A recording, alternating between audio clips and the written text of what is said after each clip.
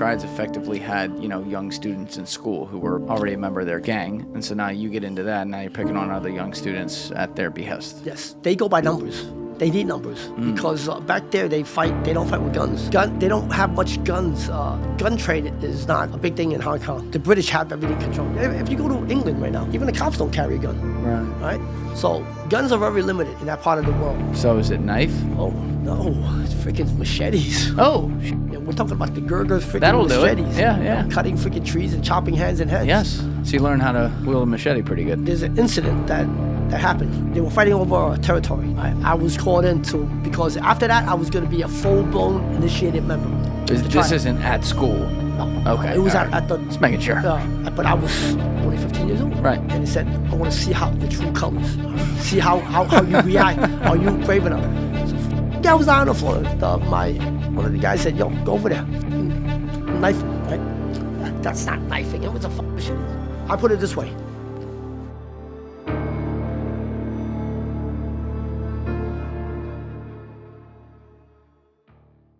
What's up, guys? If you're not subscribed, please subscribe. Also, please smash that like button on the video and enjoy the show. You know, back in the days, it wasn't allowed. It wasn't what? It wasn't allowed to take pictures. It wasn't allowed to take your picture? Yeah, you snap a picture of us, we're gonna freaking beat the shit out of Like you. on the street? Yes, grab your phone, grab your camera, rip that shit out. What if I was in the FBI, though? Huh? What if I was in the FBI? Then you get assaulting. They only got one picture of me. They only got one picture of you? One picture. The whole time? The whole time. Yeah. Right, out in the street. We always keep a low profile. We try to hide our faces and everything. We weren't, how do you say, flashy and flamboyant like the mob was during that time.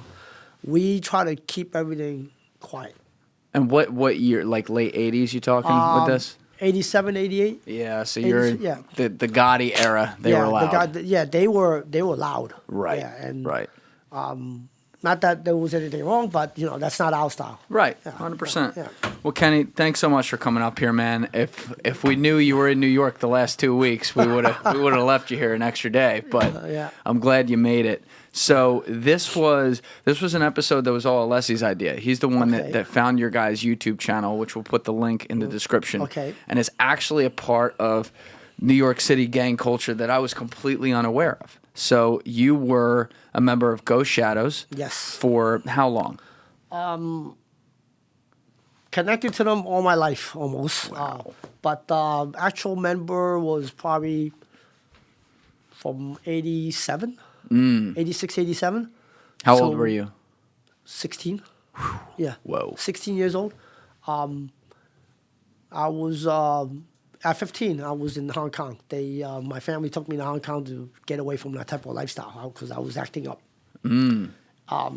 But they couldn't contain me. I tricked one of my aunts to buy me a plane ticket, flew back to New York. So I became an active member at the age of 16. Whoa. So this was, Ghost Shadows was based out of Chinatown. Yes, in New York City. New York, Chinatown. Yes. And you guys also had some locations in other cities, right? Not really. No? We have members that branched out. Probably. Pull this in a little bit. Yeah, we have members that probably branched out to other cities and try to make it on their own.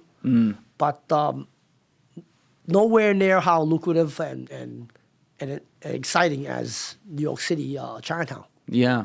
Yeah, so they started in the early 70s, and I guess it's like kind of a little bit lost to history because everyone thinks of like, Cosa Nostra, Italian-American Mafia, and then even like some of the Jewish mob and a little bit of the Irish mob, and then Frank Lucas coming in the 70s with running the African-American mob and all the drugs, but this is a part of it that's a little undercovered. So how did this all begin? Like what was the beginning history of Ghost Shadows and even some other gangs that were in the area?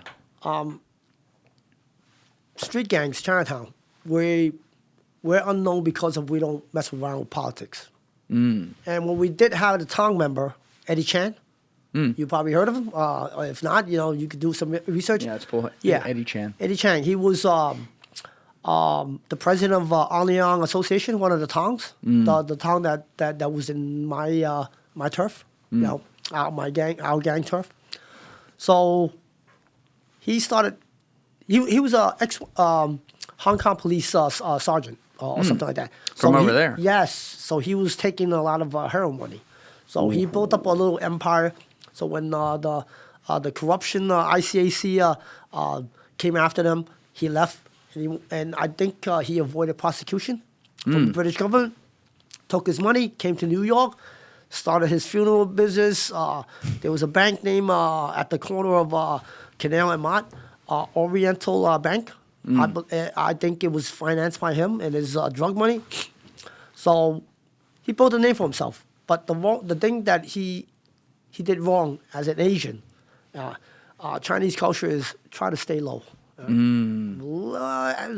If you could freaking go beneath the radar or beneath the water, or even hide yourself, it would be best.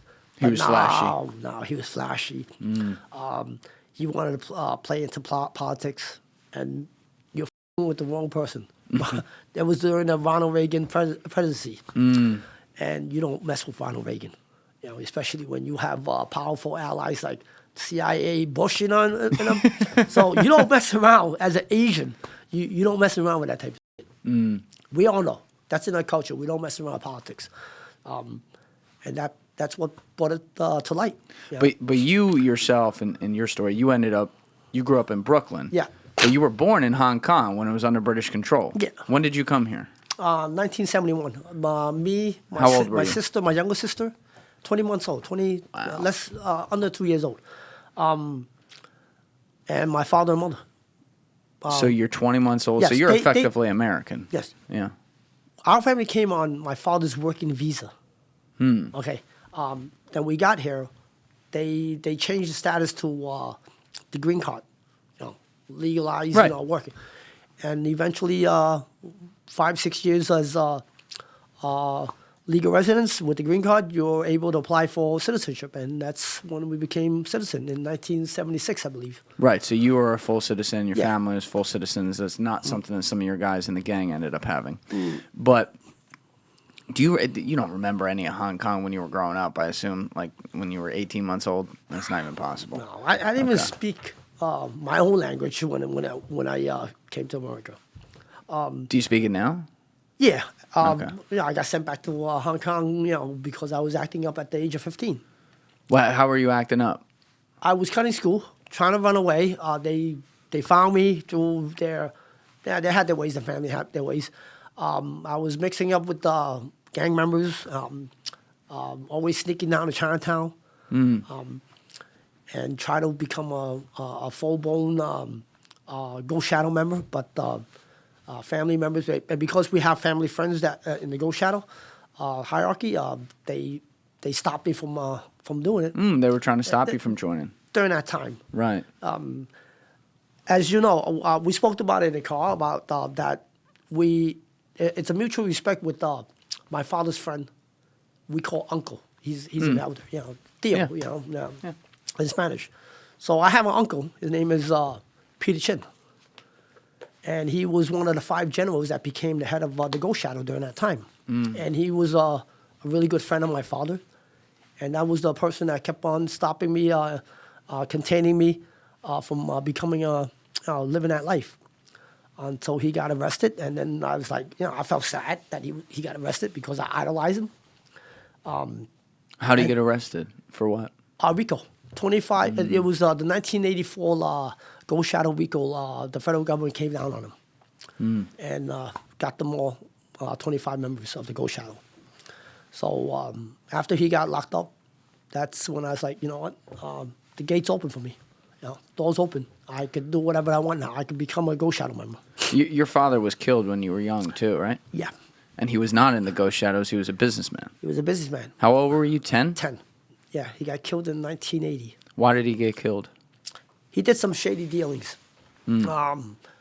As you know, shark's fin. Yep, It's shark a fin. very expensive delicacy Yes. in Chinese culture. Dry South African or South American abalone, with big dry abalones. They're pretty expensive too. It's an expensive delicacy in Chinese food culture. So he made a deal with this other businessman. He was doing import-export, dry goods and all that stuff.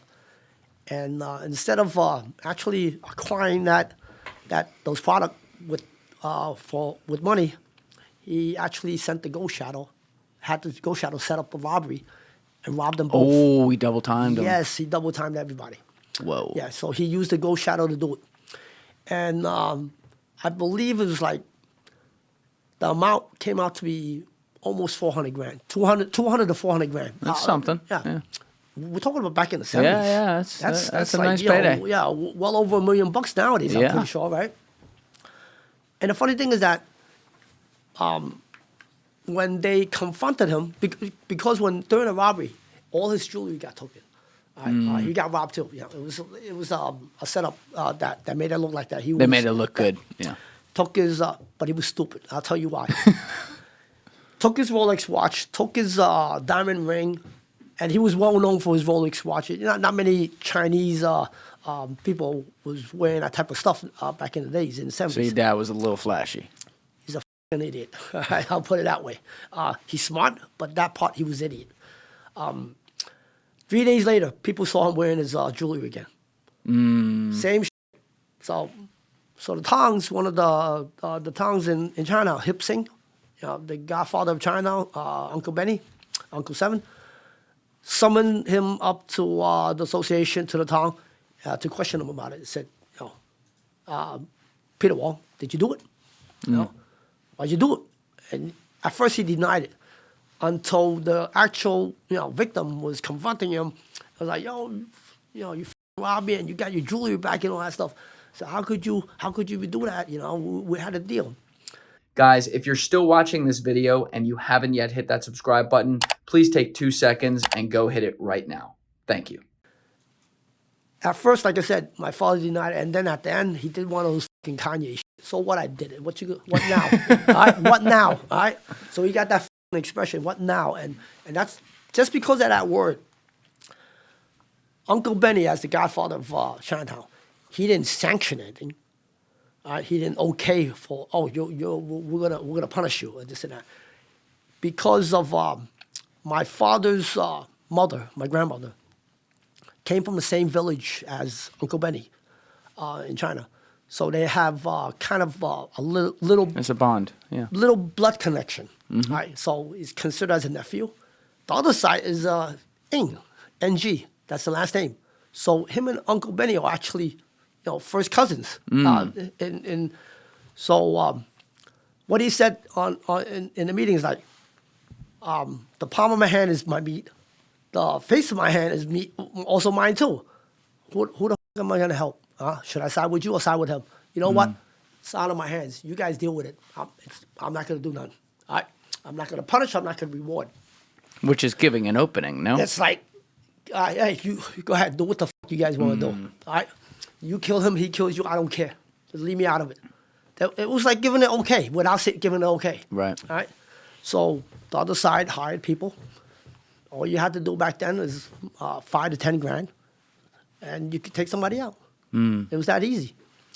And the thing about taking the Chinese out was easy, is because NYPD and Americans don't give a shit about the Asians, right? The Chinese. All right, do your fighting, do your rough shit. We'll mop up later on. Why did they feel that way? Because we're not important. You know what I mean? I guess. Yeah, that's how the culture was. We're just not important. Let the Chinese or the Asians take care of that shit, and then we'll just sweep the street. As long as it doesn't get too big and the newspaper or the media catches on, we'll let them be. So your dad's case remains a cold case today? Yeah. How did they kill him?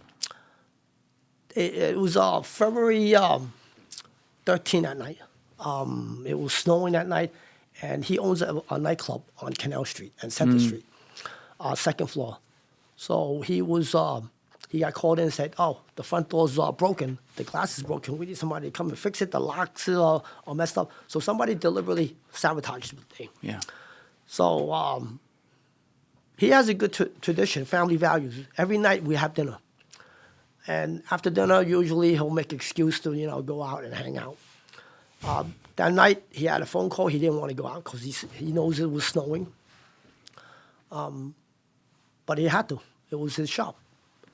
So he went out, try to fix whatever he fixed, and then when he went back to his car that was across the street, that was parked on Canal Street, it actually couldn't start. Something was wrong. I didn't know. If you ever talk to my guy in CGS podcast channel, Big Head? No, Michael. NYPD. Yeah, the NYPD. Yeah. He knows about it because he actually did an interview with the homicide detective that was in charge, and it's still considered as a cold case nowadays. So he was fixing his car under his hood or whatever, and all of a sudden somebody drove by in a taxi, yellow taxi. A guy got out, called his name. He turned around, shot him 5 times. Yeah. And And you're only 10 years old when this happened. yeah. And you, Yeah. did you know anything? I mean, your dad obviously, like you said, wasn't in a gang or anything, but did you know anything about the street culture at that point? By that point? No, not really. I thought it was a normal thing. You know, we would go out Sundays. I go to PS 130. That was on Baxter Street in Chinatown, the grade school. But you lived in Brooklyn? Yeah. Every morning we'll be my dad would drive us out to school. Interesting. Yeah. And my mom will either go to the garment factory and, the sewing factory and work at a station. My dad would do whatever he does. And then at 3 o'clock, when it's time to pick me up from school and my sister, he'll send a freaking gang member to pick us up. Oh, Yeah. nice. His name is Bradley Joe. He died, he was one of the Ghost Shadow members. So he was actually in operating a gambling house in Baxter Street. Across the Canal Street. Oh, what kind of house? A gambling house, yeah. You know where the tombs are? The Where? tombs? The courthouse. Yeah. On Baxter Street. Yeah. It's facing on Center Street, but Yeah. the back side of it. Pull up this map. Yeah. Across the street from it, from the tombs, the courthouse is where it was undeveloped land back then. Really? They haven't even built the jailhouse yet. Even in the, well, this is 70s Not in the 70s. right now. Yeah, they Or haven't built early it yet. 80s. Yeah. And that's where they had their in the front. It was an office, trading office or whatever. In the back of it, long as back office was just a gambling table. Business in front, party in the back. Yes, and there's a bar too. There was a bar there too, a full bar. So right where the detention complex is now, effectively. Actually, it was across the street from it on Baxter Street. Okay, let's On Baxter let's Street. zoom in on that a less. Yeah. Let's give people a taste of New York right here. So this is just off Canal Street, like you said. And Baxter's right here. Baxter Street. Yeah, Baxter across the street from yeah. Gotcha. So like across from the park, basically. Right here. Not really. Okay, let me see. The Supreme Court. Where's Baxter Street? Here's Supreme Court. Here's Baxter Street right there. Okay, That's that's Baxter. Baxter. Okay, where's Canal Street? Canal Up about Street, 2 blocks. It's right up here. Yeah. We're for Okay. people listening, You we're on the see screen where looking that at the restaurant map. is at Thai Sun? Thai Sun. Thai Sun, right there on. Right, Yeah, to the right, To the right. To the right. Down, Down yellow. left. Up where the red dot Up. is at. Where the red dot is at? Oh yeah. Above Okay. the Okay, red above dot. it. Oh, right there. Yeah. Okay. Yeah. Click that. Can you see outside? The outside, the street. Yeah, street? drop the little man on there. Yeah, drop the middle amount street level. Oh, so Okay. this is where it was. That's right next to it. Next to it. I still remember this Italian restaurant, Fellini's. To the right. Right To the here. no, to the right. To the right. To the right. Spinning around to the right. Spin around to the Yep, right. Yep. Thai Sun. Next to Thai Sun, there's a Vietnamese restaurant right now. That's it. No. Right next to it. Right Not, To the no, right. to the right. Yeah. To the right. That's you have to Fellini's. move- That's yeah. Fellini's. That's the Italian restaurant Yeah, that you I have to grew up move on. the screen to Yeah. the right, Alas. Sorry. Is it Yeah. this way? Yeah. Yes. Where Yes. it says faux. You see that? Where, yeah, the white, Oh, you wanna go the there? white sign. Yes, right Okay. there. Yeah, that's it. Whoa. That's it, right there. And across the street is the courthouse, where they have the tombs, the jailhouse. So where? But it was undeveloped back then. none of this was there, effectively. Not like that right now. You know, not like how it was right now. There wasn't much restaurants there. There was a few commercial spaces that was, some of them weren't even rent. It was considered as the outskirts of Chinatown. Got it. Yeah, Got it. was the border outskirts of Chinatown considered. Because Chinatown effectively borders Little Italy. A little early, courthouse. Yeah. And then It's like all right on top of each and other. then Lower East Side. Yeah. I haven't spent a ton of time in Chinatown. I've spent a lot of time in Little Italy over the years. But yeah, it's right. It's right by the courthouse. Chinatown's not like what it used to be. So your father is killed. You're a little boy. Yeah. How did you deal? What did your mom say happened? Like what was the? I found out right away. I I knew it right away. It was traumatizing. Of course. I idolized my father like he's God. Gave me everything. I was his only son. He was the oldest son. I was the oldest grandson. So we carried a family name. Yeah. We were very important to our family. Even though it wasn't much in America, but it was still pretty important. Sure.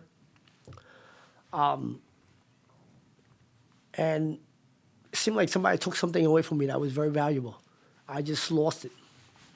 And became a very angry kid at a very young age. Did you want revenge against who did it? Absolutely. That's the only thing on my mind. How long, like how old were you when you actually learned what really happened? Right then at that time. I You think knew I then. grew up instantly during that time. As I remember now, it seems like from a kid turned into an angry teenager that just want to kill something. I just want to take my anger out. I don't care if that person dies. I don't care if anybody dies. I just want to take my anger out that you took something from me. I'm going to take everything from you. When I go to a playground and when I see a father and son playing happily, I want them both fucking dead. Because I don't have that happiness in my family, in my life no more. You took that away from me. I want everybody not to have it too. So there's a real anger that snaps inside. It's crazy, it's stupid. Had you ever been like good in school before then? I was really good in school. Yeah. Yeah. And now you start cutting school. You start acting out. I just didn't want. I have no drive. My only drive of success in school was to please my father. I want him to be proud of me.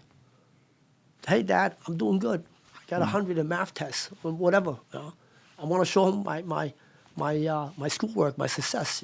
My high grades. And now he's not there. My mom's around, but I didn't care about her. You didn't care I about what she thought about what you did in I school? kind of forgot about her. When my father died, I kind of forgot about her. Had you had a good relationship with your mom before? Not really. I was a pretty an asshole of a kid. Right?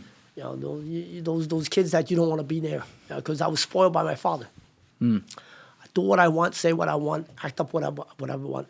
I have touchy fingers. I like to. I'm a curious cat. I break things in other people's houses, but my father laughs it off. My mother will beat the shit out of me. When I was a kid, I grew up in Gravesend, Shipshead Bay. We were the only Chinese family in that neighborhood. It was Irish, Jewish, and Italian. So we grew up loving the Mets. Shea Stadium. Yeah. Nowadays it's called MetLife Stadium. Yeah. Back then it was Shea Stadium. Right. So first time they took me to the baseball game, I got this little bat, right? Little wood bat. My mom beat the fuck out of me and broke that shit. I'm serious, chasing me around the fucking house because I think I lit a firecracker inside the car. My father laughed it off. There you go. Burnt his freaking couple $100 suit jacket, but he laughed it off because I was his only son. Everything I did, even though it was mischief, he was still proud of. You're the apple of his eye. Yeah. Right. Never laid a hand on me, but my mom was a different case. Because, oh my God, shit! You ever heard of the Singapore lashes? No. What's a Singapore lash? It's the freaking the bamboo stick, with the feathers. They use it for dusting. You ever seen it? No. Can we pull this up, Alessi? Yeah, the dusters, the Chinese chicken feather dusters. Maybe I'll know it when I see it. Singapore Lash. Yeah, but it's almost like a Singapore lash when they fucking lash the shit out of you. I beat you when one of those two American kids that chew gum and spit out on the street. They got freaking lashes or whatever. Yeah, it's almost So like your that. mom would chase you around the house with the Singapore lashes. Yeah, in the beginning it hurt. After a while, I built the tolerance of pain. So, but then I realized that at a young age, the more she beat me and the more I held out and not freaking cry, she could have beat up. She'd get even more mad. So I'll act up, and once she hits me a couple times, I start crying. I burst. I create this. The illusion of pain. Yeah, and I start crying, pretend to cry, and she'll stop, and I'll say sorry. I was like, that's when I learned how to deal with, getting away with shit. A little manipulation right Yeah, there. a lot of manipulation. Yeah, I think we're having trouble finding this Yeah, stuff. check out the Chinese chicken feather duster. Chinese chicken feather duster. Yeah. Yeah, I really want to see what this looks like.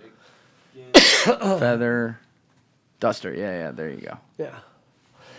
Oh, she'd hit you with that, like the broadside of that. Yes, she'll be holding the feather side, and that's bamboo. And Oh, yeah. and it hurts like a bitch. Yeah, that'll do it. And your dad never did. Not Yeah. even a finger. Take your time. We got a cough button over here for that reason. So it'll leave a freaking mark on you. Oh yeah. Right, the middle will be light, but the both sides of it, it'll be red. It'll be swollen and red. I had lots of those marks back when I was a kid. And that was before your dad was dead. Yeah. She would do that. Yeah, but after my father died, I was everything to my mother. Even though I had 2 younger sisters, but she tried to hold on to me. Right. As the new man of the house. But I kind of forgot about her. I forgot I even have 2 sisters. That's how sad it was, because anger and bitterness overcame all my other emotions that I don't have no more.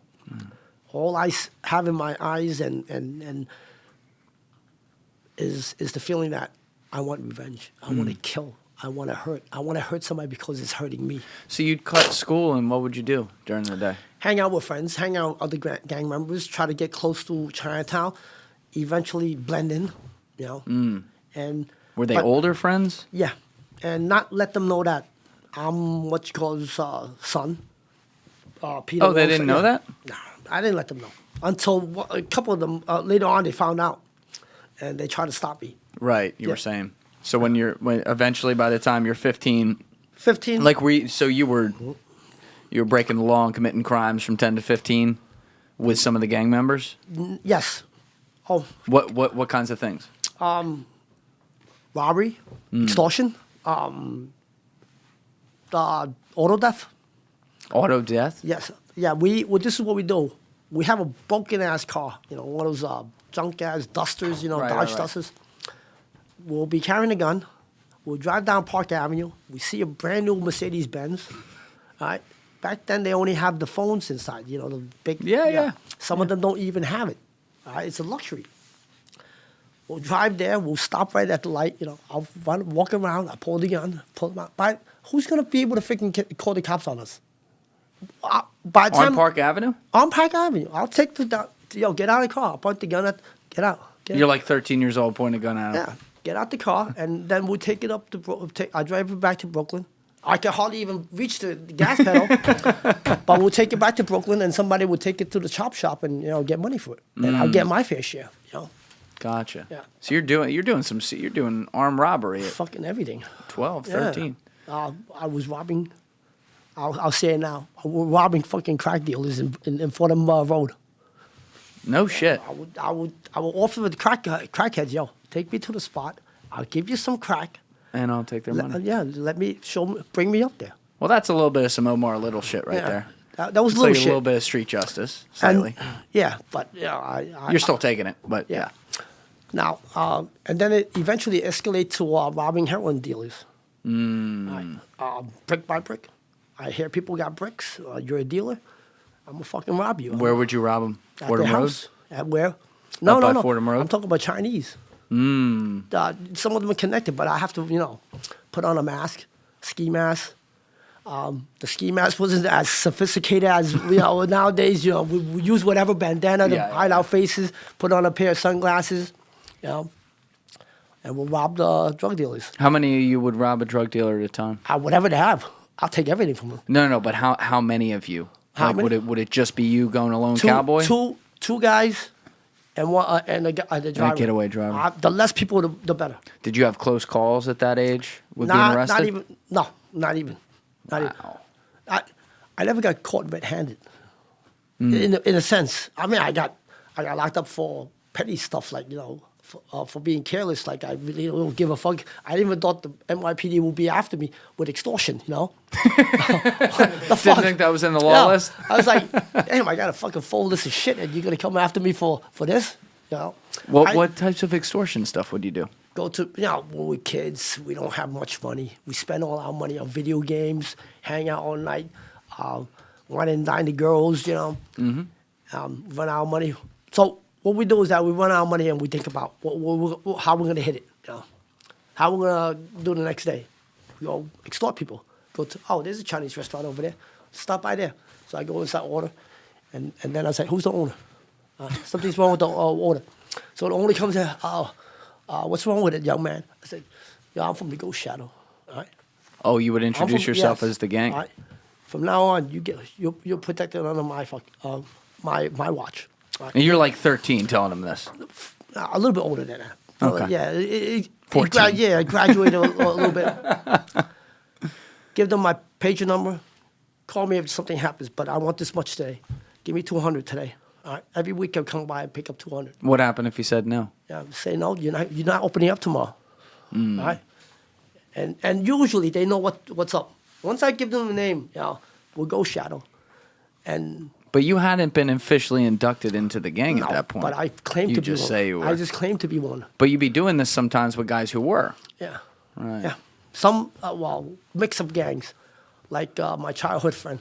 Right. The NYPD detective, Michael Yeah, Boy. yeah. The CGS creator.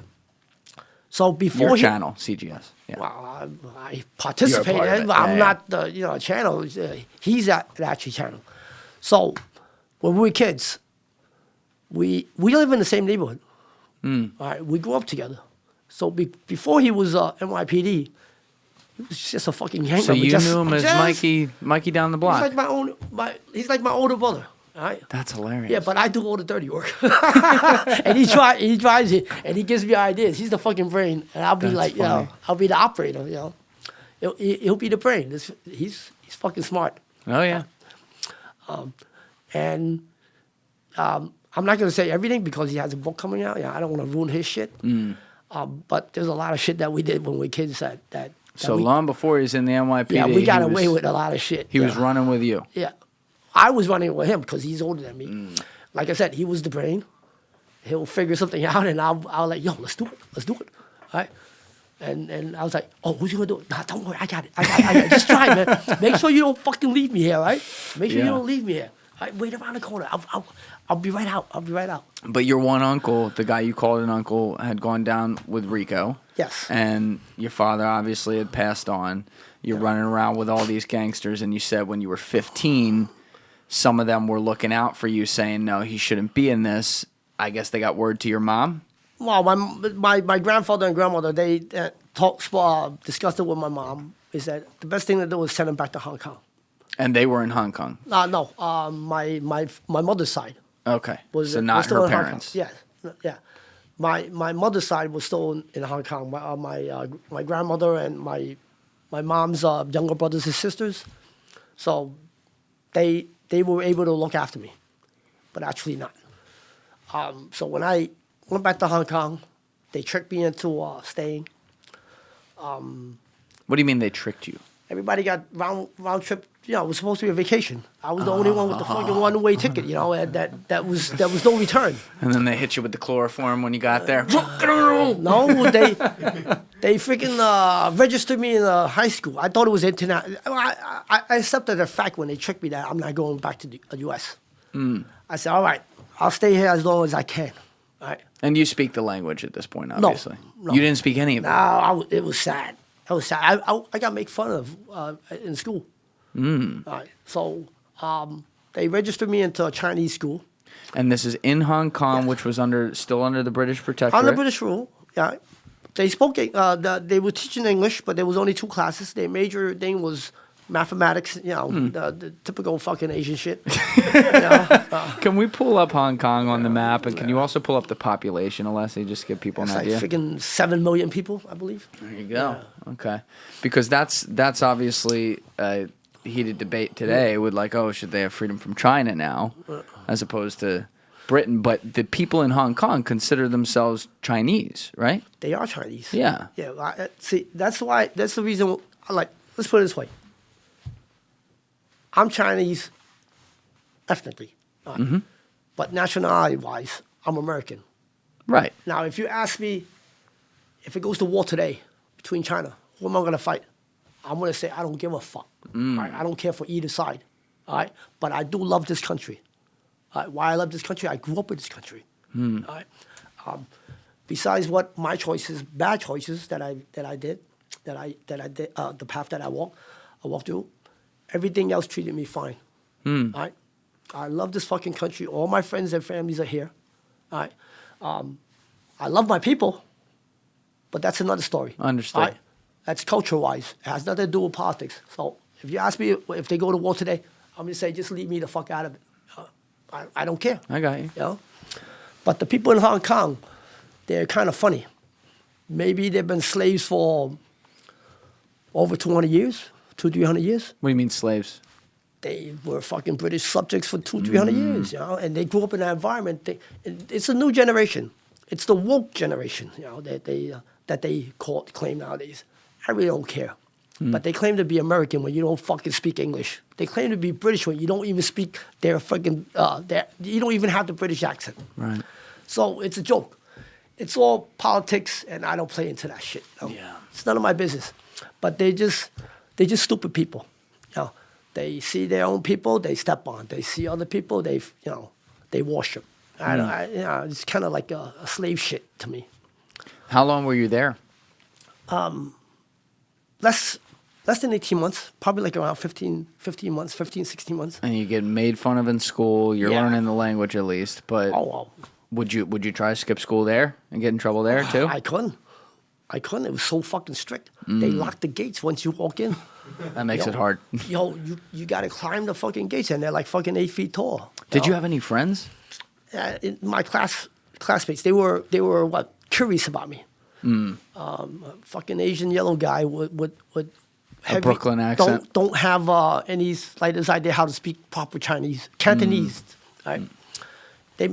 Some of them laugh, some of them actually bully me, and for some reason, I think it's the milk that I grew up on. Fucking beat the shit out of these scrawny Chinese. You know, it took two of them, and they still couldn't overcome me. So, and they were Triad members. Ooh. All right, so they gave me a lot of problem. I snuck out the back door of the school, you know, really climbed the fences, tried to escape from their beatings. You know. And eventually I said, you know what? I asked one of my classmates, what's their fucking rival Triad? I'm going to fuck them up, all right? I'm going to fuck these scrawny bitches up. Yeah. Right? So I joined a different Triad. It was called Nanjing. I was initiated into, not fully initiated. I was a following member, and I had protection. How does the triads work? I mean, we hear that term all the time, but like, Triad's a different breed. how so? Very organized. Okay. I'll put it this way, not being racist, okay? You know how the mob, because they're white, they're able to play in very easily and do a lot of shakedown in New York City because they're white. Okay. To an extent. They control the concrete business, the garment business, you know, anything. You know, Right. They have their hands in the union, everything. If it's a myth or whatever, I don't care. But I'm just saying. No, that's real. Yeah. Absolutely. With the Chinese, the Triads, because Hong Kong is basically all Chinese, 7 million population. So the Triad members are easily doing shakedowns. And they do the same thing. They have a lockdown on new construction sites. So when they build a construction estate, it's like co-ops and condos. They're like 20, 30, 40, 20 to 30 stories, each building. And each estate will have probably like around 4 towers, is combined as an estate, a couple of acres. You're talking about a very big, you know, couple $100 million of project. Sure. They want a piece because that's their Territory, turf. yeah. So they'll put their hands in security, building supply, concrete delivery. Get it. Vertical integration. Yeah. So they're very sophisticated in their racket too. And it's a very similar Yeah. idea to like Cosa Nostra and what they do, just the Chinese version, effectively. Yes, exactly. And how far back does that history go? Like we know Cosa Nostra came from Sicily, in the late 1800s over here, but how old is the Triads? The Triads are probably, it formed after the Ming Dynasty. Okay. What year did the Ming Dynasty? I think the 1700s. Oh, so they're way back. Yeah. So the let's pull up the Triads. So the Ming Dynasty, at the end, 1644. All right. So 1644 was the Qing Dynasty. All The right. Manchurians invaded China. They're considered outside tribe. They're from northeastern China. Yeah. So the Okay. Triads, it says, founded 1885. Okay, it started rebelling against the outsiders because the Qing were Manchurians. They weren't blended into the Han culture. Is that where we get the term Manchurian Candidate? I don't- Probably. Yeah. Right? That would Yeah. make sense. They're, Okay. Yeah, they're considered cool. outside invaders. Got it. Yeah, so China is only invaded by outsiders twice: the Mongols and the Manchurians. And this was the second time and the last time they got invaded.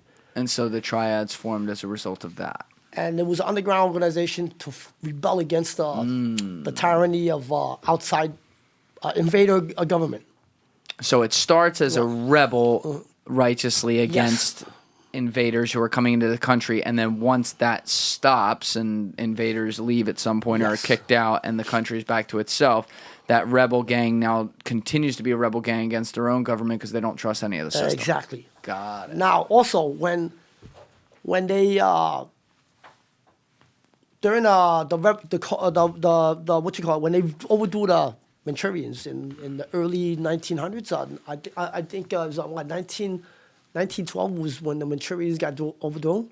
Okay. Okay, now that already started with the nationalists, and then right at the beginning, the national, when there's no outsiders, the fucking Chinese tend to like to fight each other.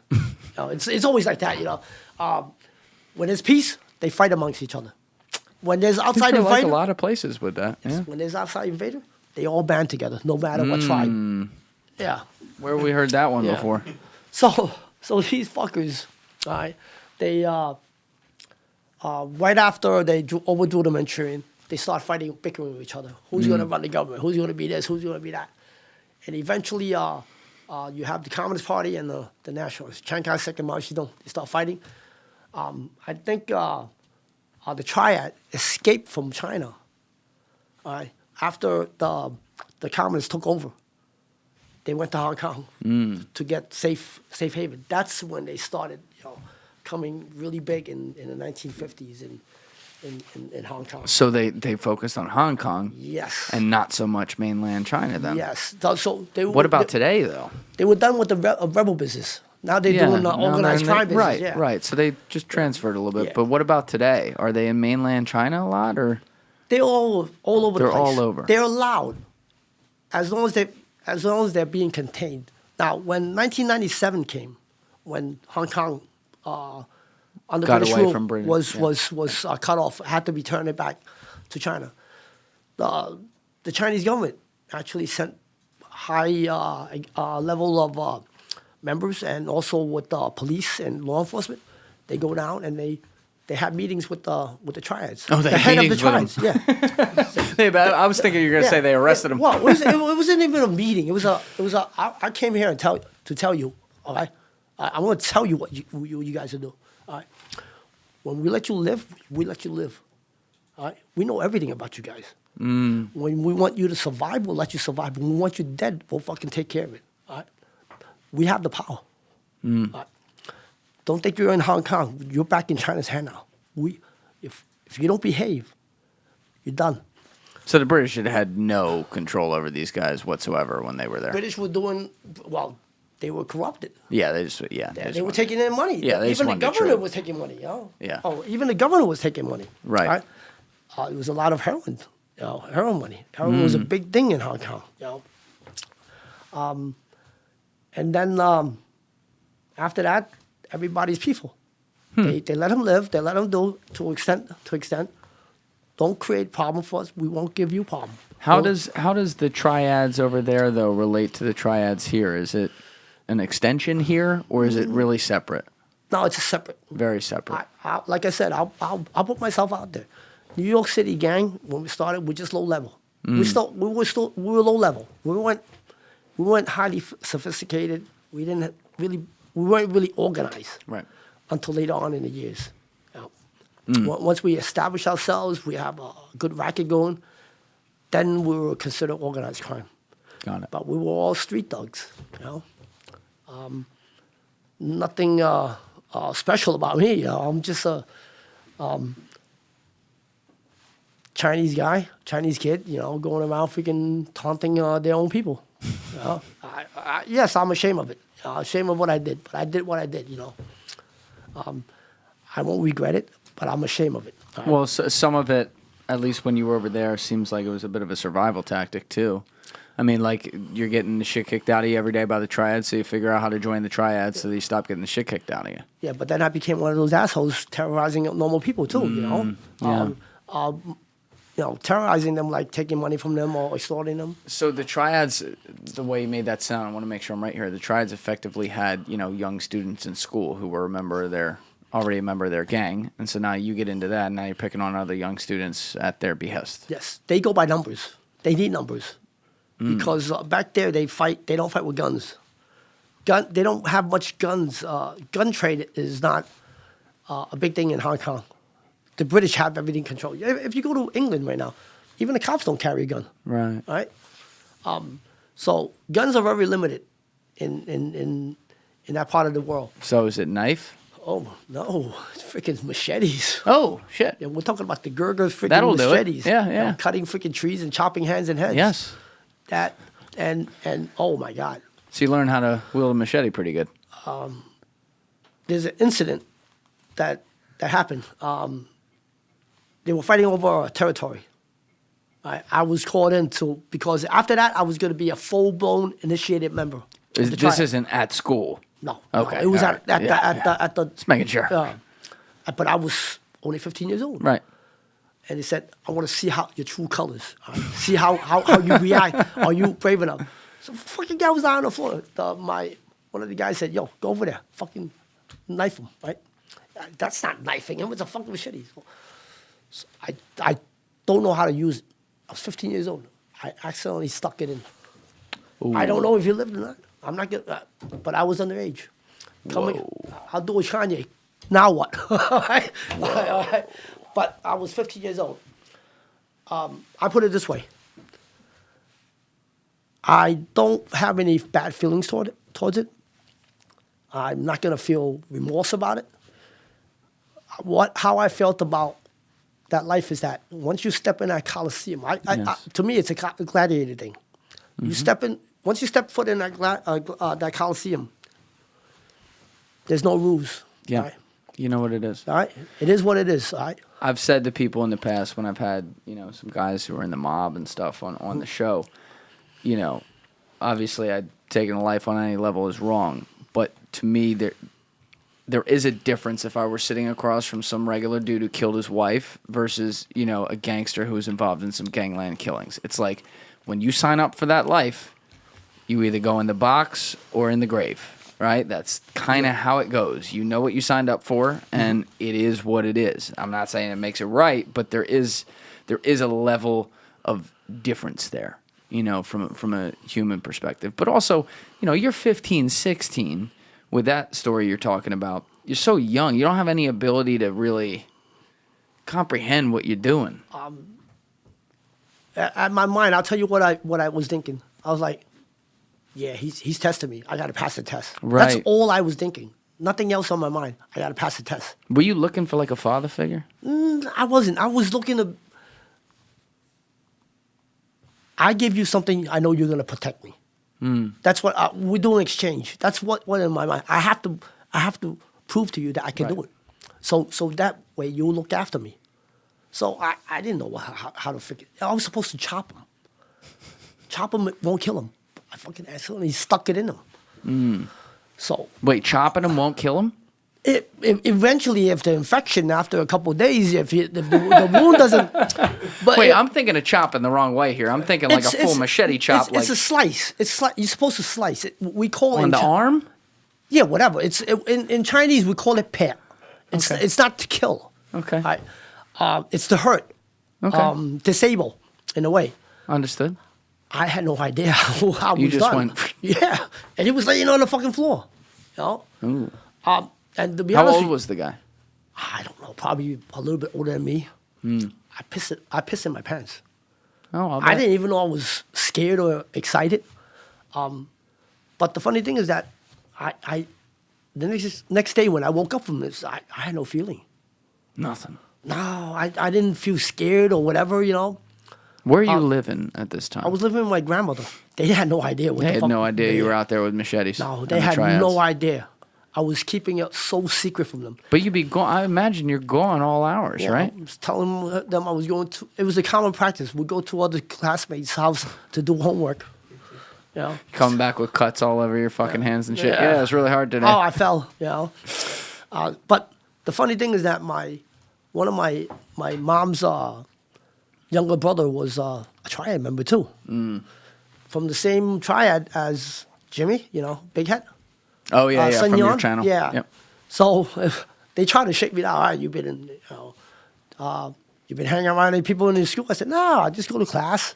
You know, hang out with a few friends. You know, you better not join the freaking Triad. I said, nah, I would never. You know? You're already in it. Yeah, I was like, you fucking dumbass. You know. Now, did you Yeah, I was a very arrogant kid. I was very slick.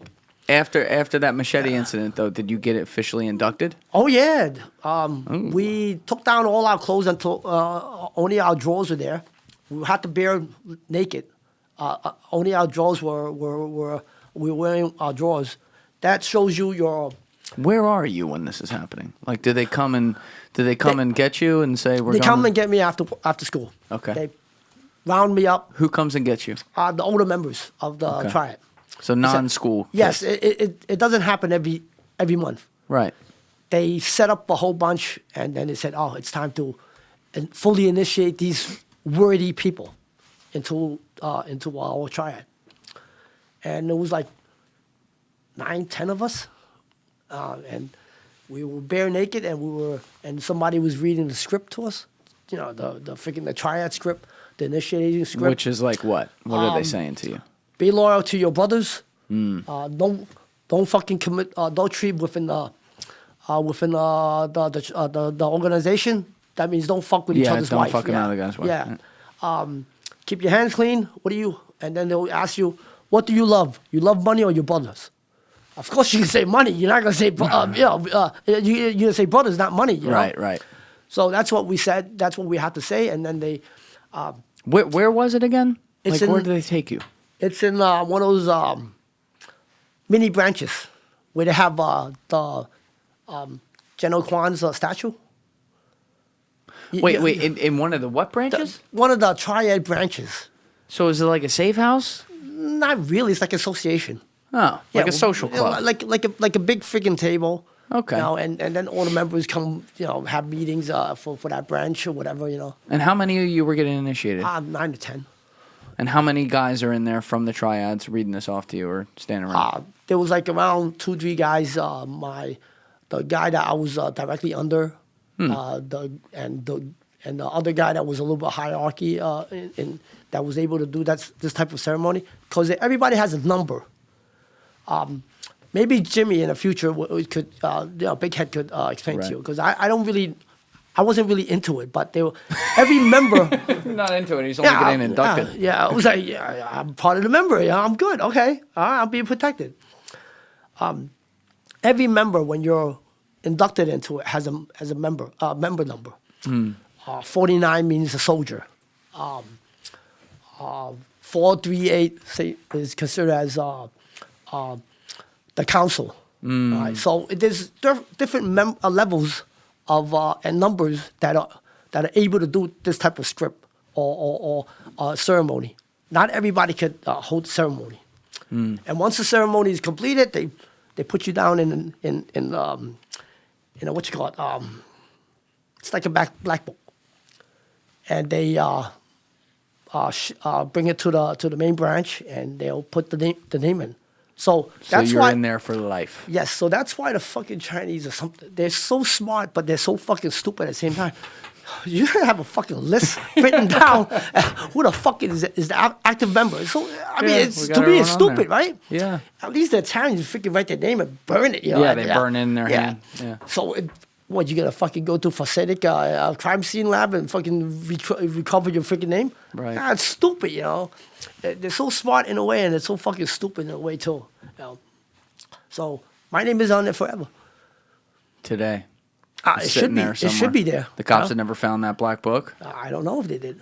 If they did, they still can't prosecute me because during that time it was British rule. Oh, so the laws That all was- changed with that. That was before '97. So is there like a no grandfather? So if I, whatever day it was, Okay. August, whatever, Let's put it this way. 1997, if I killed someone the day before, the day after, I'm good? I don't know, but it's not the same police.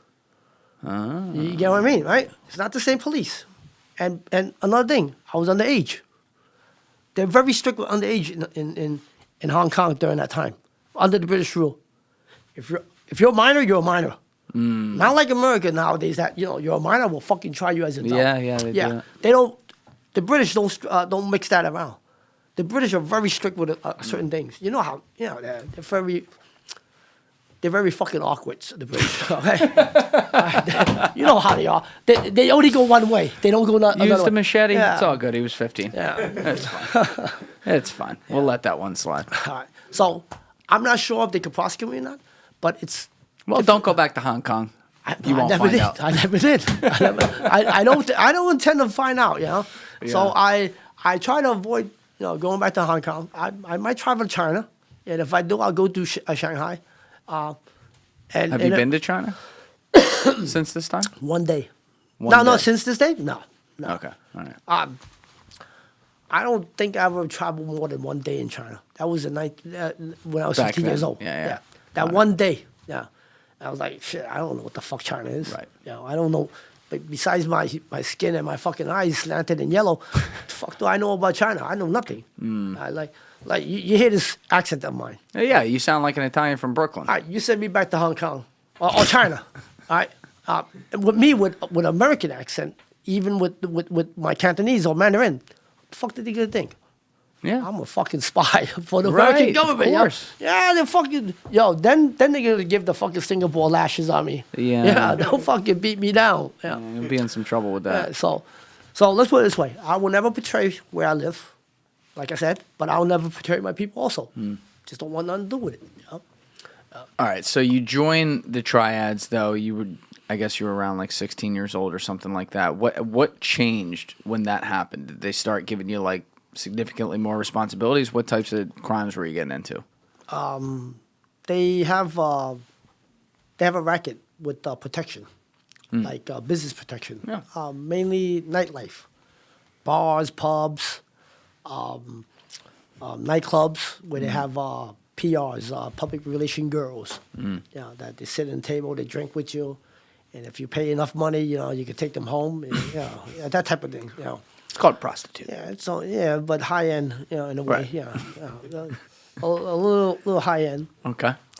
I was appointed to protection, and follow under a leader that does all the protection for the racket, and then certain sectors of certain triads don't allow drug dealing, but it's bullshit. Right.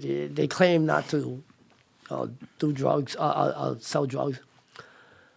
I got into contact because I was a pretty able kid. I was smart, slick. So they were. There's a higher member actually gave me these called blue pills. They're like hallucinate type of drugs, and it's pretty popular among the younger kids. I'd be selling it to them. So there were some drug problems in Hong Kong. There's always sure. everywhere's drug problem. Yeah. And I make pretty good money. But then Would you sell it like in school? all over the place, everywhere. Fucking. So we have discos. We call clubs nowadays. Right. Back then, it was still considered called discos. We go to discos, clubs, hang out. There was a culture of in Hong Kong during the time that people like to dance. You know, it was back in the '80s. They were dancing to modern talking. You know, Right. You know the Eurobeat, music.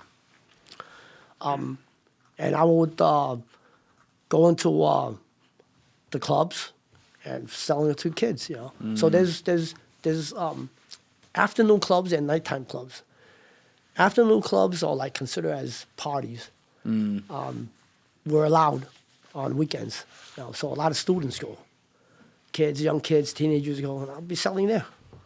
And that was your main business, doing drugs. Those were a couple, and then sometimes because I was a little, I proved myself that I could fight.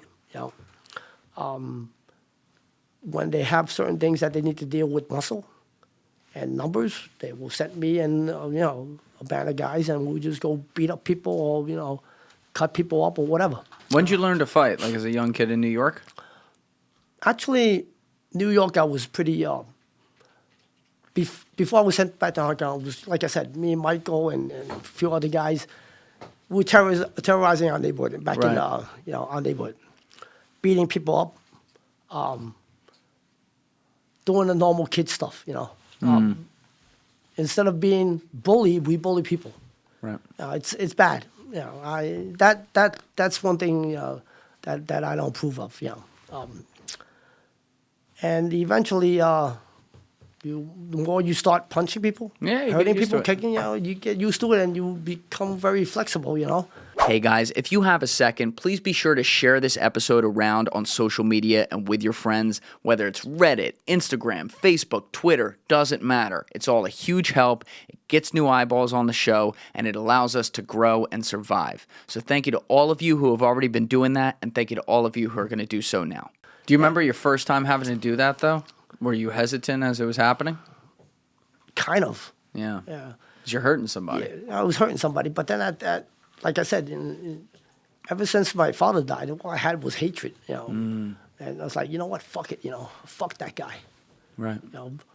Hope he dies too, that type of shit. It was pretty evil, in the mind, and that's when I developed that type of thick skin. And you develop that skill that's then used with the Triad. So they would send you sometimes to shake people down who weren't paying, things like that. Now, there's a difference with in Hong Kong too. Right? In the school culture, I don't know if you've seen the Korean soap operas. No, the can't dramas? say I have. Okay, they got this fucking school culture in Far East Asia. As young as junior high school, they start fucking one-on-one fights to see who the fuck is the toughest in their grade. Yeah. And that's where we practice. And I will beat the shit out of everybody. Because I was, like I said, I grew up on American milk. Maybe it has something to do with the protein that I have. I'm much stronger than these fucking guys back in Hong Kong. They're scrawny. It's like they're malnutrition or something. Yeah, you're from the streets of New York. Yeah, we grew up on pizza, hamburgers, and hot dogs. That's it. Yeah. So they on only rice and vegetables. So maybe they're weaker. But I was able to beat a lot of guys. I wasn't the toughest, but I was able to beat a lot of guys. And with the John Wick type of share will, like I want you fucking hurt more than me. I wanted more than you. It gave me the motivation to beat the shit out of them, and win a lot of fights. So how soon after, when you got sent to Hong Kong at 15 and put into school and everything, how soon after that did you get initiated into the Triad? Like within a year? 3 months, 3 to 6 months. Oh, it was real fast. Yeah, it was really fast. I mean, and besides, I speak English, so they find it very, Yeah, you didn't waste any time making sure you got in there. They were like, oh, fucking interesting, huh? Chinese fucking English-speaking kid, foreign exchange student that wants to join a Triad. Oh, we accepting them, make us look good. So you must have picked up the language pretty quick, though, too. Like Cantonese. When you're with them every day. Yeah. Yeah, we go to school together, we hang out together. That's a tough language. Yeah. Cantonese is kind of easy. It was probably because I was born into Cantonese. I hear it all the time. Right. I just don't speak it right. Right. Okay. Every couple words, I don't know how to finish a sentence. I will use English. Right. But you were only in Hong Kong for like 18 months, I think you said? Less than Something 18 like that? months around it, yeah. How'd you end up back in America? I got so sick of it, and also besides that time that I got did the knifing, and there was another incident. Yeah. Some people got hurt. I'm pretty sure they were very seriously hurt by my hands. What happened? We were sent to beat somebody down. I happened to have a knife, and I stuck it in the person again. And that time, that guy was non-responsive on the floor. And I kind of like, you know what? I don't want to get fucking locked up here, right? I kind of felt that I need to leave. I want to go back to New York. Had you been talking to your mom or your sisters at all during this time? Like Maybe ever on the once phone? a month. Maybe because phone calls are pretty expensive, Right. International calls. So I made a bullshit story saying that I'm being bullied, and while I was bullying people, to my aunt and my grandmother, my father's mother.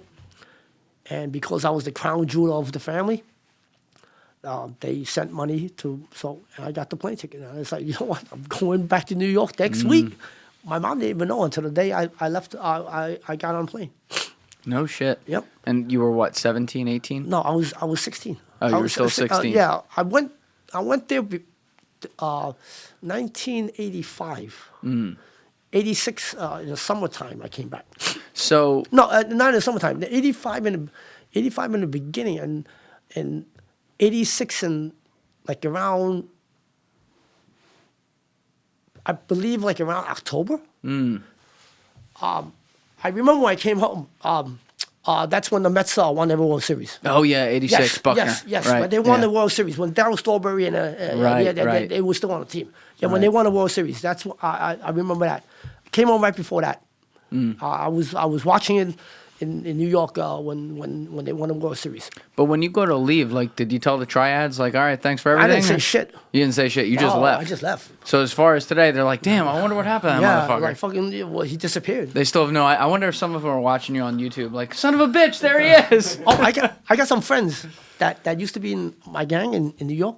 They're back there and they say, yo, I see you. They call me over. They call over from Hong Kong. They say, yo, asshole, fucking come back here. Where you been? Yeah, come back to Hong Kong. Interview us. I said, nah, I don't think I want to come back. Yeah. Oh my God. So you just pieced. Like one day they're like, oh, Kenny's gone. Listen, even if they're listening to it right now, I still don't want to go back. Even if I'm safe, I really don't feel like I want to go back to Hong Kong. As someone who's not a lawyer, if I were your lawyer, I would advise you not to go back there. Yeah, don't start for trouble. sure. Yeah. Yeah. I feel like there could be a few things following you around Well, in America, I did my time. I cop out to everything. We'll get there. Yeah. We'll get there. I'm good over here. So, Yeah, you're good here. So I'm good here. But in Hong Kong, I'm not sure. So I don't want to find out. All right? Yeah. Let's not find out. Yeah, I don't wanna find I hear the prisons there aren't great. But you get back to America at 16. So now, I guess you didn't have the thought of like, well, I was a member of the Triads there. Let me hook up with the Triads here. Instead, you tried to go right back to the Ghost Shadows. Yes. Like right away. Right away. Okay. Right away. Well, actually, not even. I cut in them right in the middle of semester, right? In end of 86, beginning of 87, and by 87, I was down in Chinatown already. The beginning of. Did you tell them you had joined like the Triads? No, I just joined. Because I already knew a lot of members back then. Right. Yeah, I've been known a lot of them. I grew up with a lot of them. Yeah. So did you get it? You're skipping school, obviously, cutting out of yeah. school, and you're going back to the same rackets you were in. But did you get inducted officially into the Ghost Shadows in a similar way you did to Triads? I was under a guy named Big Steve during that time. Big Steve. Yeah, Okay. he was a active member of the Ghost Shadow. Some of the hierarchy, right? I wouldn't picture a Chinese gangster named Big Steve, Yeah. but that's just me. Yeah, he's big. He's big. Yeah. He's taller than me. He's like 6 foot something. For Asian Chinese guy, he's, Right. he's pretty All right. tall. He's up there. Not Yao Ming, but he's up there. Yeah, he was up there. Yeah, he's average American. All right? Right. Average American size. So I was working with him. I would go everywhere with him. I would be the active carrier, the guy that carries the gun. I like the gun. Had I you like- carried a gun before? I was still underage. Right, when you were, but when you were 13, 14, you were sticking people up, like you Yeah, said, I with still armed had a gun, robberies. yeah. So did you carry it, or you just use it for those? No, I don't carry it every day, but you know when I do go to Chinatown, I'll have it on me Okay, so now at this point, you have a gun Now that I you're have- carrying all times. every day. Got it. I'm the guy that carries the gun. I'm the responsible person. So What kind of gun? it was a 9mm. Sometimes it was a 9mm. Sometimes it was a 38. Where'd you get it? He will give it to me. He has I don't know how many guns he has. He will give it to me when we go out. You're in charge. All right. Make Got sure it. you don't drink. All right. He will tell me don't drink. Stay focused. You're not out there to pick up girls or talk to girls. Don't lose focus on us. Right. All right. So I'll be like the bodyguard of the crew. The only guy with the gun. So if something happens, everybody will be fucking running while I pull it out and start shooting. Yeah, and get everybody out of the door first. That was my responsibility. So you're kind of like, you're basically Big Steve's security. I was the crew security Yeah. because not everybody carries. Yeah, And you're like 16, 17, or 17 doing this. underage. I was the youngest. Yeah. You know? And I don't look too intimidated during that time. I was still in American standard. I was considered scrawny. You know? Right. But I was able to conceal the gun. You know. That gun was fucking heavier than me. So besides that, what did you get back to, like armed robberies and stuff too? No, elevated a little bit. I started, well, I didn't really have a chance. It was just the beginning with Big Steve. He had a drug run business that he was doing. The day I was supposed to, my turn to deliver the goods, I was sleeping in a safe house in one of the clubhouses. I was with a girl. I was sleeping in with a girl. He came in he was like, he was about to tell me that it was my turn. So I already knew once he opened the door, I said, I'll get dressed right away. I'll be ready in 2 minutes, right? He said, no, stay. He saw me with the girl. He said, stay. Don't worry, I got this. You get the next one. And he went and never came back. So after a few days later, we found out that he got locked up. Oh, he got locked He up. got locked He didn't up. get killed. Yeah, he got locked up. What did he get locked up for? Heroin. Yeah. So the only person that we had to go to was the street boss, the boss of the gang, Robin, my boss, and went there for asking for ask questions, and eventually he told us, this is what happened. Now there was 4 of us. The other 3 didn't want to stay. He said, we're done. We're going back to Brooklyn. Leaving the life. They're leaving the life. All right.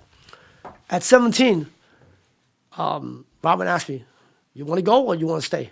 All right. I have the obligation to ask you because Steve is my brother. He's not around no more for the time being. He's going to be away for a little bit. Now, you're under my protection. All right. You want to stay? You stay with me.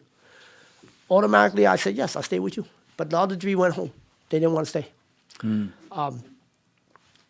And very at the beginning, he already took a liking to me. I was able, smart, and slick, good trades of a gangster. I was witty, and even before he opened his mouth to give me command, I'm like a good fucking lapdog. I already know what he wants. Yeah. I read his mind, and he took a liking to me. So I became his first errand boy, and then eventually his right hand man. Yeah. And that's the head of the whole shebang. Yeah.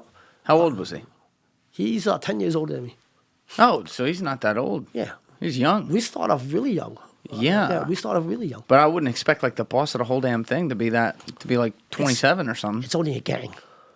But how many members were in the gang? At that time, in our faction, we were Bayard Street Ghost Shadow. We had different separate leaders. Oh, okay. So he was the leader of that No, faction. he was the leader of the whole gang. He was the one that answers to the tongue. Okay. He was the first Ghost Shadow boss to answer to the tongue. Other Ghost Shadows never answer to no fucking tongue. The tongue, you want to do business with me? We're equal. Don't think that you're You're ruling us, okay? Right. We don't work for you. We work with you. That's the ghost shadow mentality when my uncle and and Nicky Louie and them, they started. But with him, somehow he got connected with the Tang, with the Chan brothers. Eddie Chan. No. Different Chan. Different Chan. It's different Chan, yeah. Not Jackie. No, no. I wish it was Jackie. Shit. Man.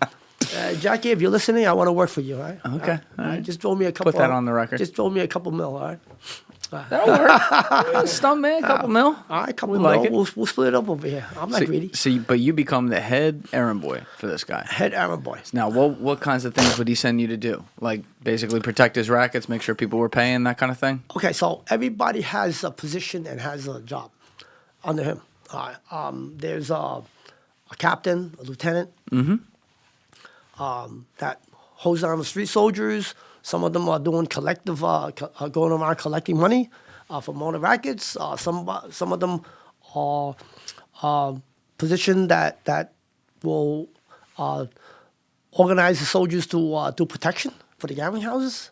Because back then, during my time, the gambling houses were 24 hours. At all hours, because Atlantic City was booming, but not. It was pretty inconvenient to travel to Atlantic City back then. So they would get off of work in restaurants or garment business or whatever, and they would carry their cash, come down the street, and gamble. And they knew that when they gamble in our street, our protective gambling establishment, nobody's gonna rob you. Right?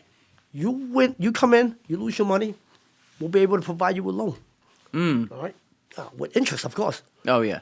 Now, when you leave, we make sure you get on your freaking your cab or whatever your car you're driving.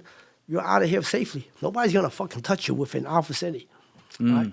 We don't let people. We're not gonna let have you come in and gamble, and if you lose, you're good to go. If you win, you can't take your money out. Nah, we want you to come back. We want a normal cycle.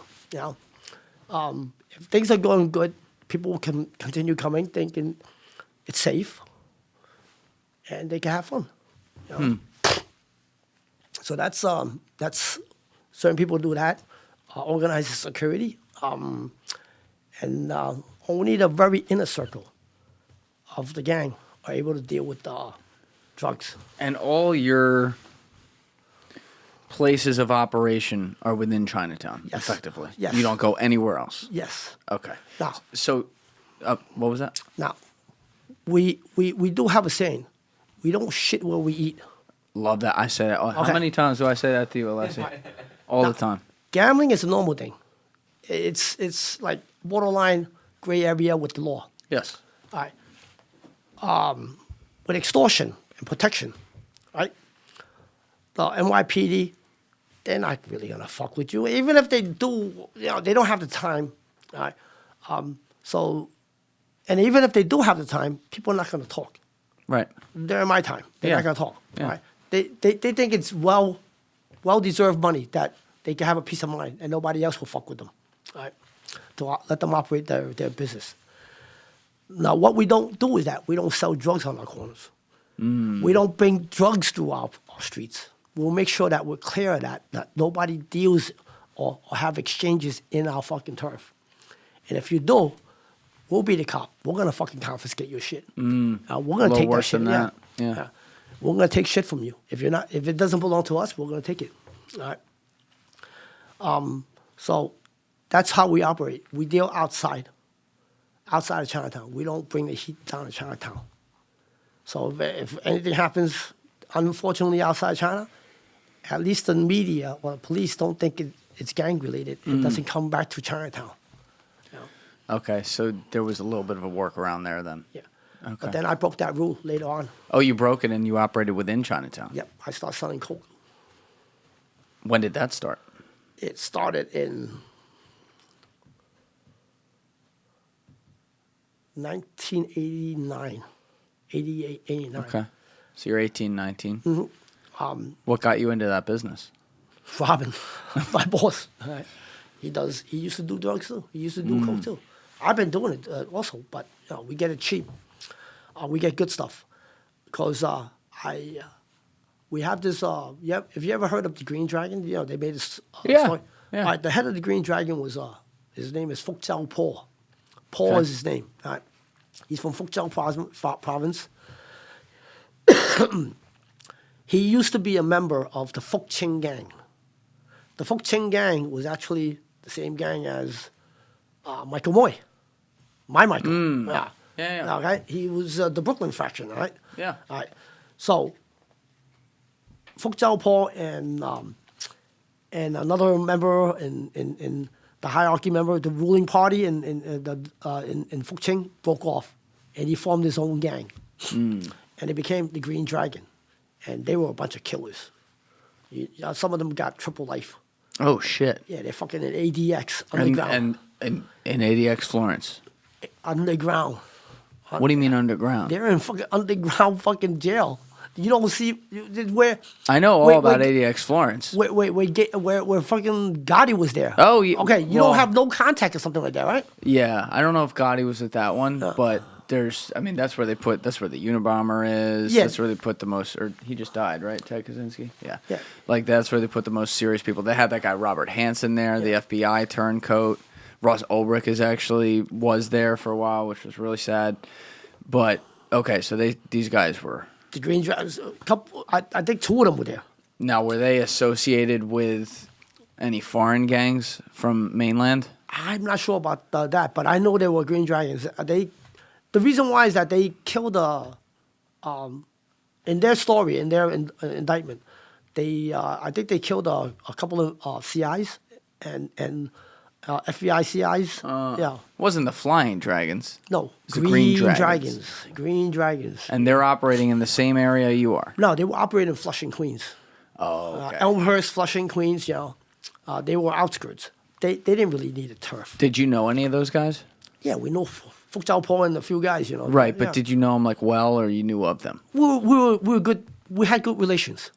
Yeah, we had good relations. They come down the street, we hang out, we chit chat, we talk about things, and we do drink together. So you have to have really trustworthy relationship in order for you to Yeah, drink with guys with. like that, yeah, I don't want them fucking whacking me. So Or we whacking them, Right, Yeah. yeah. So, but we're at peace.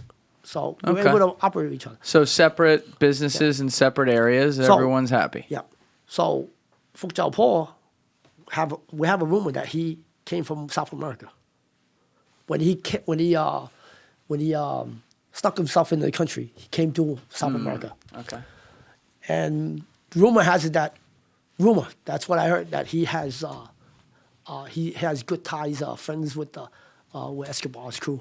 Oh shit. So okay. he got some good shit. Yeah, coming yeah, up. he's got that premium Colombian. Bro, I tasted myself. Okay, I taste that fucking shit myself. That shit was good. When okay? did you first do coke yourself? Before you went to Hong Kong? 17, 18. No, Oh, so 17, after. 18, yeah. You liked when it. I became a real, Start fucking around with coke. yeah, that's when I started fucking around with coke. Yeah, That was the a golden trend. era of coke. It was a trend. Yeah. Yeah. At first, I was like, it's nothing.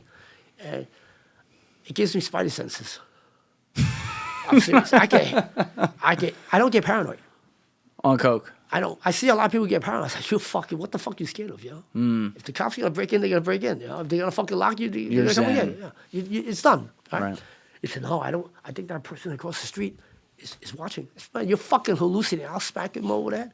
I do coke. I'll be bar hopping, going to clubs, fucking with everybody, drinking, having a good time. And these fuckers are all paranoid, fucking shake. I was like, you stupid bitch. If you can't handle it, don't do it, That's why I always said. But I don't know why they keep on doing it if they can't handle it. Right. Well, No. people get addicted. Some people I heard that fucking they on that shit and they fucking kill their own family member. Oh, yeah. I was like, what the fuck? Yeah. It gives me spidey senses. I can hear shit. I can sense if somebody's fucking walking near me or coming towards me. I can hear of conversations from far away, and I'm not hallucinating. But I don't have the hallucination that these people get, and I have a good feeling about it. It lifts me up. I get wired up, But I get very agitated. So what happens is, I like to be, I'll be on my mode, partying, drinking with my friends. But if somebody, not from my original drinking buddies that I was drinking at that time, comes over and start bothering me, acting a little bit stupid. Let's cheers. I said, yeah, I'll have one sip with you. Now you can walk away, right? And if they kept on coming back, I said, yo, second time, don't make it a third time, all right? You know I'm not gonna be happy, right? Now I'll crack the fucking bottle over the head and I'll fucking start fucking. I'll fucking stick him with the goddamn broken end in the face or whatever. I said, I told you not to fuck with me. Now it's all your fucking Had fault. to come over a No, third you time. had to do it. You had to make me fucking angry while he's lying on the fucking floor, squirming fucking cum in his face. Like, why'd you do it? And he's like, everybody's like, oh, why'd you do it? No, he fucking did it. He fucking did it. He said, what, he stabbed himself? No, he made me fucking stab him. Should have fucking left me alone. Yeah. Between doing a lot of coke, which is making you madder, and also just generally becoming a harder and harder gangster, Yeah. shit just happened. It derailed me from my original reason of going out to become a gangster. I heard rumors that it's and bits of information that my father was killed by the hip sing and the flying dragon side. The what? The hip sing tongue Okay. and the flying dragon side. So I joined the opposite, the On the Young and the Ghost Shadow, which was okay. So it's split. There's two tongues that is the oldest and the largest in America. Chinese tongues I'm talking about. It's the On the Young tongue, that's right at the corner of Canal and Mott Street. Okay. Okay, that old looking building, and right on Pell Street, probably like around a block and a half away. They call it Hip Sing Tong. If you ever heard of the old Hatchet Gang, those are the two freaking tongs that were chopping each other up with freaking hatchets. All right, it's been ever since the railroad times, the gold digging times. That's when they started the association. So the Flying Dragons work for the Hip Sing, that side, Hip Sing Tong, and the Ghost Shadows with the On the Young. So automatically I went to the Ghost Shadow to try to find out what's going on with the Hip Sing side and see if it's true. If it's true, When was this? when I joined the gang or when I found out? No, when you found out. I've been hearing it ever since I came back from America at the age of 13. So in the beginning, when my father passed away, when he got gunned down, Kitsai, Peter Chin, the Ghost Shadow, he was the person that was protecting us, and he had good relations with my father. Right? I'll tell you what my father asked him to do. Ask him for a favor before he died. He was at war with a lot of factions, different factions of gangs, and in Chinatown was a mess back during that time. So a lot of people were bothering my mother and my family, claiming that my father owed them money when he was alive, and we need to pay up, harassing my mom. And because Peter Chen was at war, he no longer was able to protect us. So he asked my mom, why don't you take the kids back to Hong Kong and lay low for a couple of years? And when things die down, then you could come back. But right now, I can't take care of you guys because Chinatown's a fucking mess. Got it. Right? They just broke off with the Ghost Shadow and the White Tigers broke off. Members of the Ghost Shadow broke off and formed the White Tiger Gang. What year are we talking with that? I'm not sure. But, Okay. But if you ever ask Michael, he has the full detail because he talks to my uncle all the time. So they both have a book coming out. Yeah. I don't have that luxury. I think you need one. Nah, I'd read it. My story is not too compelling. I disagree. We're like an hour and a half in. It's pretty compelling. My uncle's story is very compelling. All right, but Why do you say that? Why do you say his is more compelling? He has a very, very sad upbringing. Abusive father, very abusive. Was it here or? Yeah. Okay. And he joined the gang at the age of 11, 12. Bandit with friends, with Nicky Lou in them. Yeah. I'm not going to go into detail, but his book is coming out. His story's coming out soon. When my father passed away, I was so angry I forgot to cry. I never shed a tear. Right? But when he told me that story, how he grew up, and the shit that his household were going through, that what made him freaking go out run away from home at that age. Got kicked out of the house at 9 years old. 9 years old. And then at 11, eventually he freaking ran away. It was heartbroken to tell me about his mom, was abusive husband, everything. And the things that him and his sisters were going through, it fucking made me cry like a bitch. Tears were running down my face. I was like, damn, that shit. I mean, I thought my fucking life was fucked up. Your life was terrible. And that's what created a hardcore freaking gangster like him. And did he end up going down with the Rico? He did 20-something years. Oh, whoa. Yeah, he had a lot of time, I actually ran into him in jail. Yeah. All right, we'll get there. Yeah, it's funny. But I got you off where you were talking about the flying dragons. Yeah. And I think, what was it, White Tiger too? Was that the White Tiger. Okay, the Ghost Shadow. Members got into separation. Some members, okay, so they broke off and formed a new gang, White Tiger gang. So and they were at war during that time too, and they were at war with other. The Ghost Shadow was at war with other gangs. Now everybody wanted our turf. Mott Street and Barrett Street is the most lucrative part of Chinatown. Why is that? Why is that? All the gambling houses, all the big money, all the famous restaurants, all the nice bars and all that were located there. All right. The most densely operated mahjong parlors. Mahjong, probably one table freaking 13 card games, Pai Gao, all those Chinese gambling games. And it was the safest place. So it brought in a lot of money. And everybody was eyeing it. So they wanted a piece. They wanted a piece. Because there's not, you're thinking about this, it's not like that big of an area. It's not like you're talking about miles of land and shit. There's basically like a few streets, and it's just loaded up with different businesses and illegal businesses, and it's a few different gangs competing within the same zip code, if you will. Yeah, but they did a calculation. All right. I'm not really sure about the real actual figure, but I believe it's around 100 to 200,000 of extortion money and protection money from those two little blocks.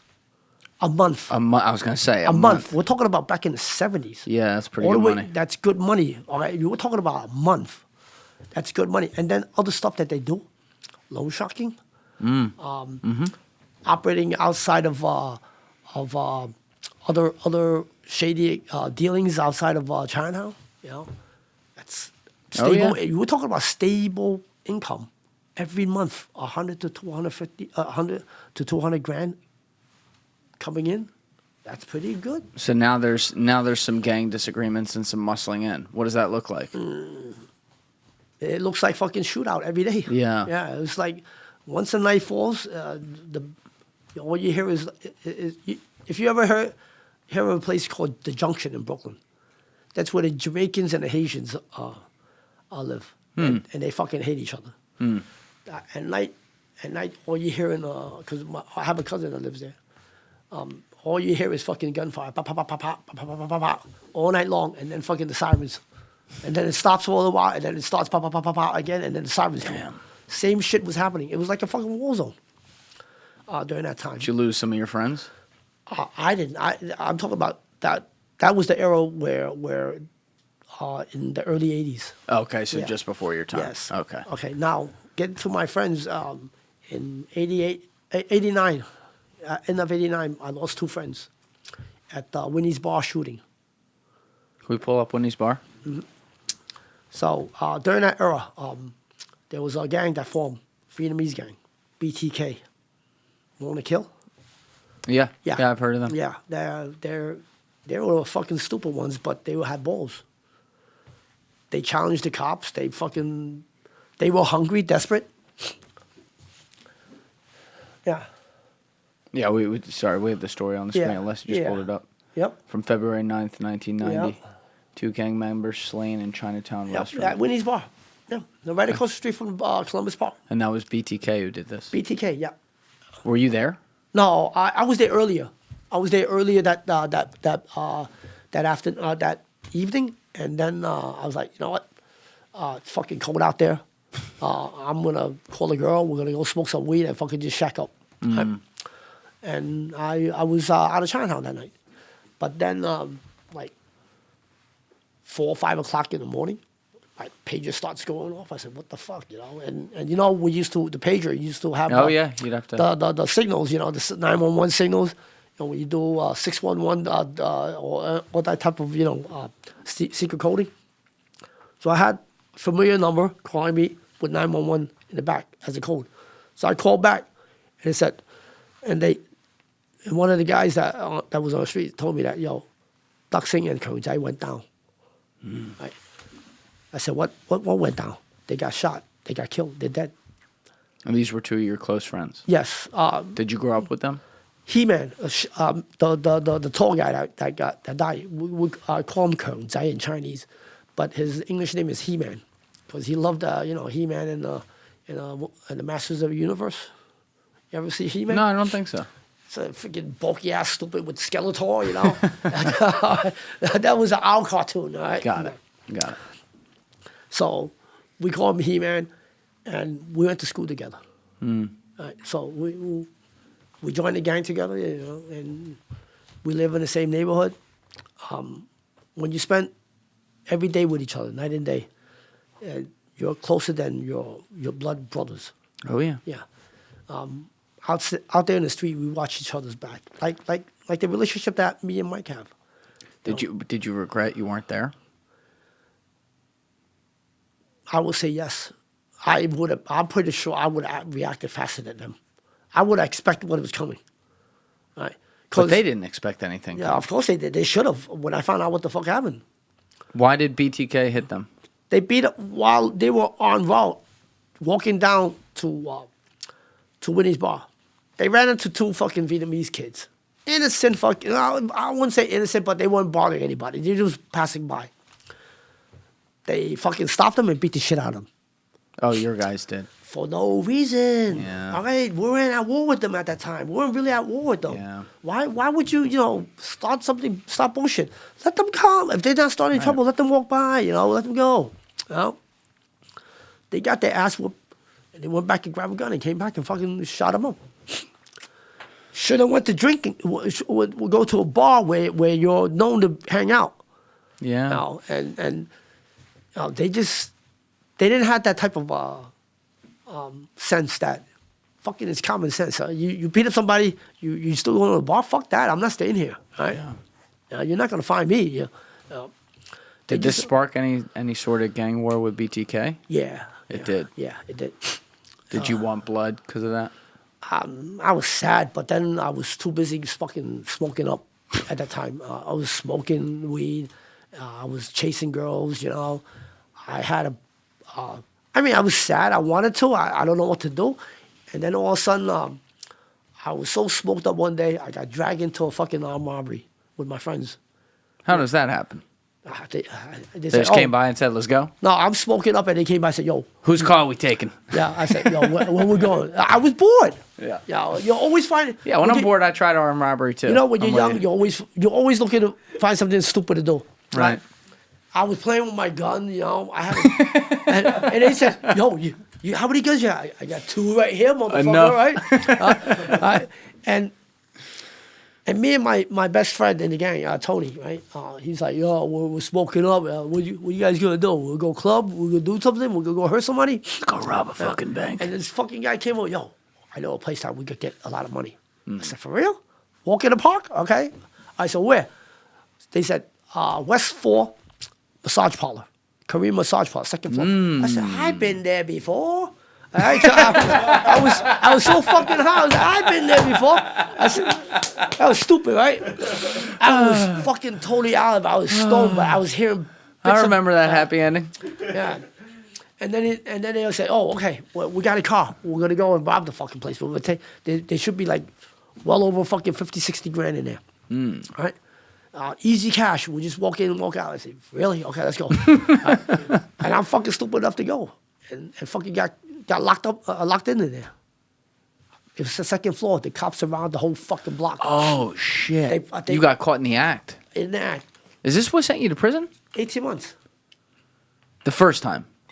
Okay. Okay. So you 18 get months. caught. You only got 18 months for an armed robbery. Shit. Fucking talk my way down. That's not too bad. Who was your lawyer? Huh? Ben Braffman. No, I use public. Public defender. They try to hire me. They try to hire me a fucking a lawyer, right? And it costs us $5,000. I said, get the fuck out of here. $5,000. What you gonna do? Let me talk to the judge. So I said, you're fired. And then the court appointed me a fucking public defender. I said, damn, these guys are fucking good. They really tried to get me off, right? He's a young kid, this and that, you know. What do you say? You were just there looking for a massage? Nah, they know. We were caught in the act, so there was no denying. You had the gun on you? Yeah, obviously. yeah. No, I put it on the floor and I sat on the fucking sofa, the massage. Yeah. You know, Like this? Yeah, I was like this, yeah. And they came and grabbed me, They came and grabbed. I was high as fuck. I was like, shit, I don't even know what the fuck was going on. When I got locked up to the precinct, I slept through that whole fucking process. When they shipped me to central booking, I was still sleeping through the whole. Until I saw the judge, I was like, whatever. I can't wait to get a fucking bed. Sent me to fucking Rikers, and I was sleeping in Rikers for 2 days. Oh, you were in Rikers. Yeah, for 2 days, and I never came out until 18 months later. Wait, you stayed in Rikers that whole time? Stayed in Rikers, and then they sent me upstate. Had to do the shaving, the spray down, and everything. Okay, wait a second. So they sent you to Rikers for 2 days. They bring you back to court. You fire your public defender. Is that when that happens? I fired the what you call it? The private. The private. You get the public guy. Get the public guy 2 months later, and then they start talking about A deal. A deal, and I said, "What's the deal?" He said, 18 months. I'll take that deal. I was like, "Fuck it," but I didn't know 18 months to it's 1.5 to 4.5. Oh, because it had. It's 1/3, but it's conditional release on 2/3. So you had to behave yourself basically. I had to behave myself for 18 months. Where'd they send you? Sing Sing? First, they sent me to fucking Elmira. Where? Elmira. Am I hearing that wrong? Oh, Elmira. Elmira. Yeah. Sorry, my Chinese. No, it's all good. The accent was there. All right. So it was upstate New York. Spent some time there, and then eventually. How was that? Good stay? It's okay. Proper amenities? A lot of fucking rats and mice around. Like the animal, not the human. No, kind. yeah. Yo, it's fucking infested. Right. Yeah, at night I gotta fucking hang my commissary fucking high up in the gate. They know how to fucking climb. Did you have other gang members in there with you, like from your gangs? Yeah, me and Tony's younger brother, we did our time all together. And he was in the same event as you, the same armed robbery? Yeah. But he wasn't high. It was just me and Tony was high. Right. Yeah. You were the one surprised when you woke up, like, what did we do? Okay, we did it. Okay, fine. All right. So you guys stick together in prison? Like, because you're a minority in prison, no? Nobody really fucked with us. Yeah. They had that freaking rumor about those two brothers in Rikers. So that paved the way that nobody will fuck with the Chinese. You heard that story, right? Guys. Yeah. What was the rumor? About the two kung fu fighting motherfuckers. that beat Everybody was kung fu fighting. They beat the shit out of fucking the Turtle Squad. The Turtle Squad? The Ninja Turtle Squad. The Ninja Turtle Squad. So there's a Is this fucking like the Asian riot, lingo? There's a riot squad in Rikers Island.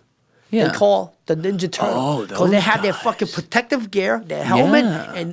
and they have their fucking baton. They Right. look like fucking Ninja Turtles. So they said you guys karate'd the fuck out of them? So they said that these two brothers, back in the days, they beat the fuck out of the riot squad.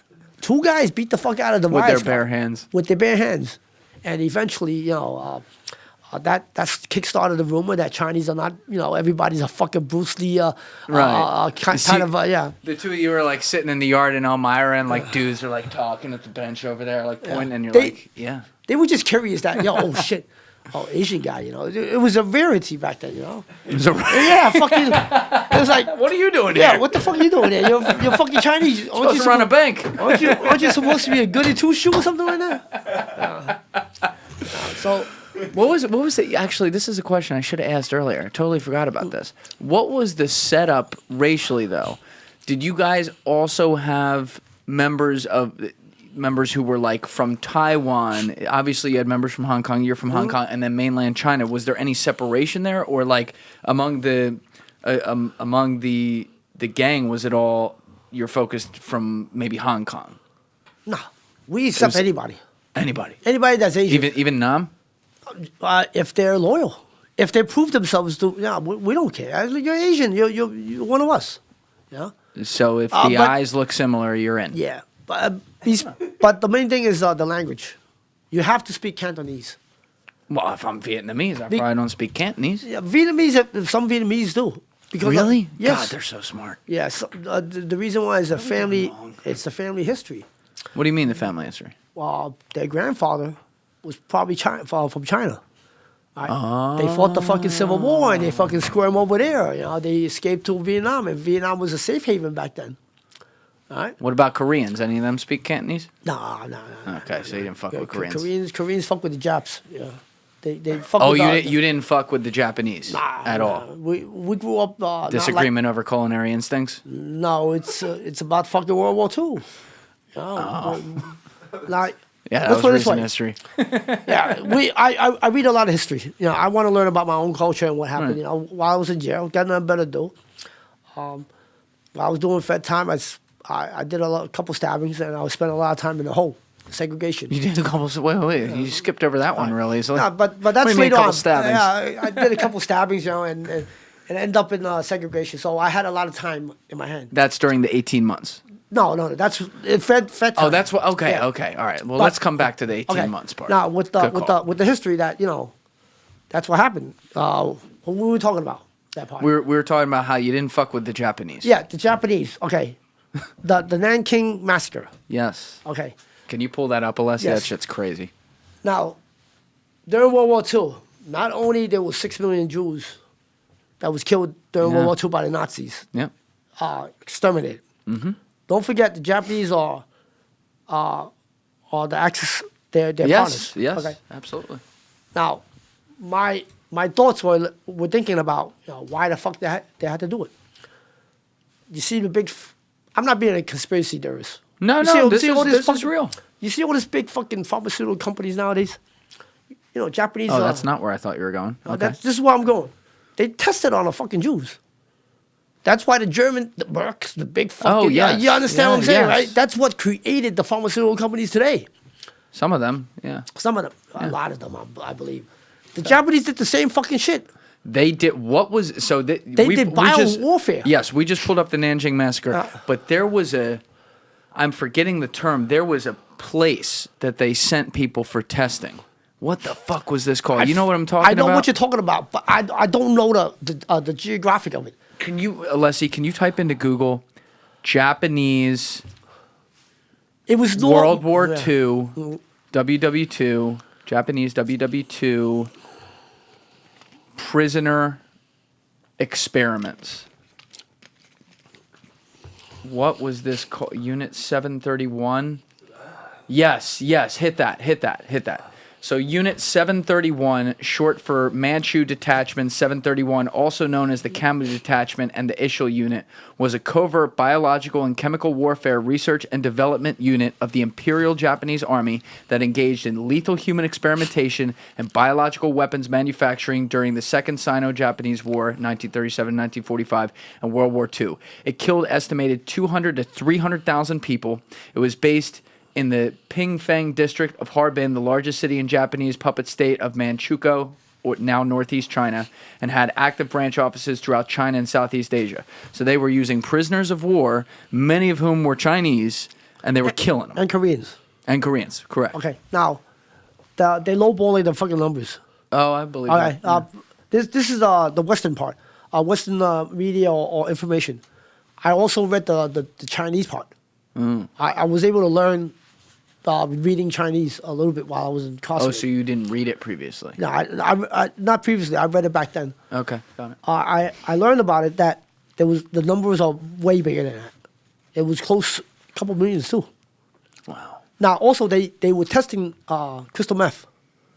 they were using it on soldiers but using it on human experiment. They use it for soldiers to fight the war because they have no fucking feeling. They become zombies. You know? Yeah. And they're still the biggest fucking supplier. But actually, they pass it on to the Yakuza controls the fucking the Korean gangs. The Korean organized They do? crime, yeah. I think Today? I don't know about today, but back then they did. They kickstarted the Korean. You're talking about the Korean in mainland Korea, mainland Korea, Right. where they've not Korean U.S. You know, gangs. back in my time, all the crystal meth came from Hawaii. Really? Well, it was shipped to Hawaii Interesting. from Korea. Oh shit! They were sending it. From Korea to Hawaii. Hawaii has a big fucking population of Koreans. Didn't know that. You know what? No. Yeah, they were to California and California to the East Coast. No shit. Yep. Crystal meth. Whoa. Yeah, this was that name Unit 731 sounds familiar. I want to say there was another one too I was looking at. Either way, the point remains like they were doing this Yeah. like crazy, and that's a forgotten part of history. The China Japan aspect of World War II. Yeah, people so- don't talk about that a lot. But the thing about it is that Chinese don't cry about it. It is what it is. It happened, all right? Right. If there's a time of the day in the future that we could get our revenge back, we'll get it. Yeah? We'll fucking get it. We'll stomp our fucking foot in up your ass, you know? Yeah, But you don't for the fuck time with being, them. the time being, we don't fuck with you guys. So right? you would not let any of them in your crew. No Japanese. That's what number one I won't like. Vietnamese can't be trusted if they don't speak my language. They're kind of very, very shady. They act without rules, without boundaries. The Vietnamese. They don't understand the culture. Why? Why do you think that is? We need to have a proper manner in Chinatown, so we don't draw attention to us. No, they fucking just like Flashy, like that kind of thing? fucking bombing a goddamn Right. police patrol car. Right. Yeah, it's not good. Starting war with fucking the fifth precinct. The it's precinct. not good. That's not good. Starting fucking trouble with all the gangs, with all the fucking Asian gangs banded together, want to fucking eliminate them. We're the only one that didn't. Nah, you go partnership whatever. We take our own. We'll do our own. That was it. But during those 18 months, you study a lot of this history. Not just that 18 months afterwards in what you call Cartel. But remember, I did some school in Hong Kong when I was 15. Right. I was forced to learn Chinese. Yeah. So I read about that stuff and they were teaching about it. That was a big fucking topic in history in China, in Hong Kong. Oh, yeah. Yeah. I'll bet. Because Hong Kong was occupied under occupation for what? I believe 3 years or something. 3 years and 8 months. Back then. Back then, and Yeah. they killed a lot of people too. Oh, yeah. They wiped out half the population in Hong Kong when the British fucking withdraw back to Australia. Whoa. MacArthur was there, Yeah. and they all went to the British freaking went to India, and then eventually India was they were fighting over there too, so they had to go all the way back down to Australia. Whoa. And they mounted a massive attack later on with the Americans. you know. Yeah. Now, you get out of prison after 18 months. You're still only like 21, 22, right? I was on parole, state parole. Okay, but you go right back to Chinatown.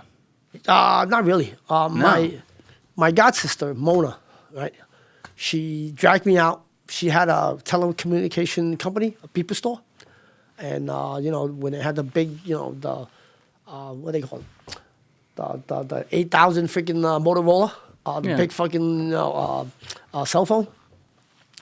So she had a store, and she said, "I need some people to work. Why don't you come and work for me?" She wasn't paying me much, but at least she got me off the streets. Were you back living with your mom at this point?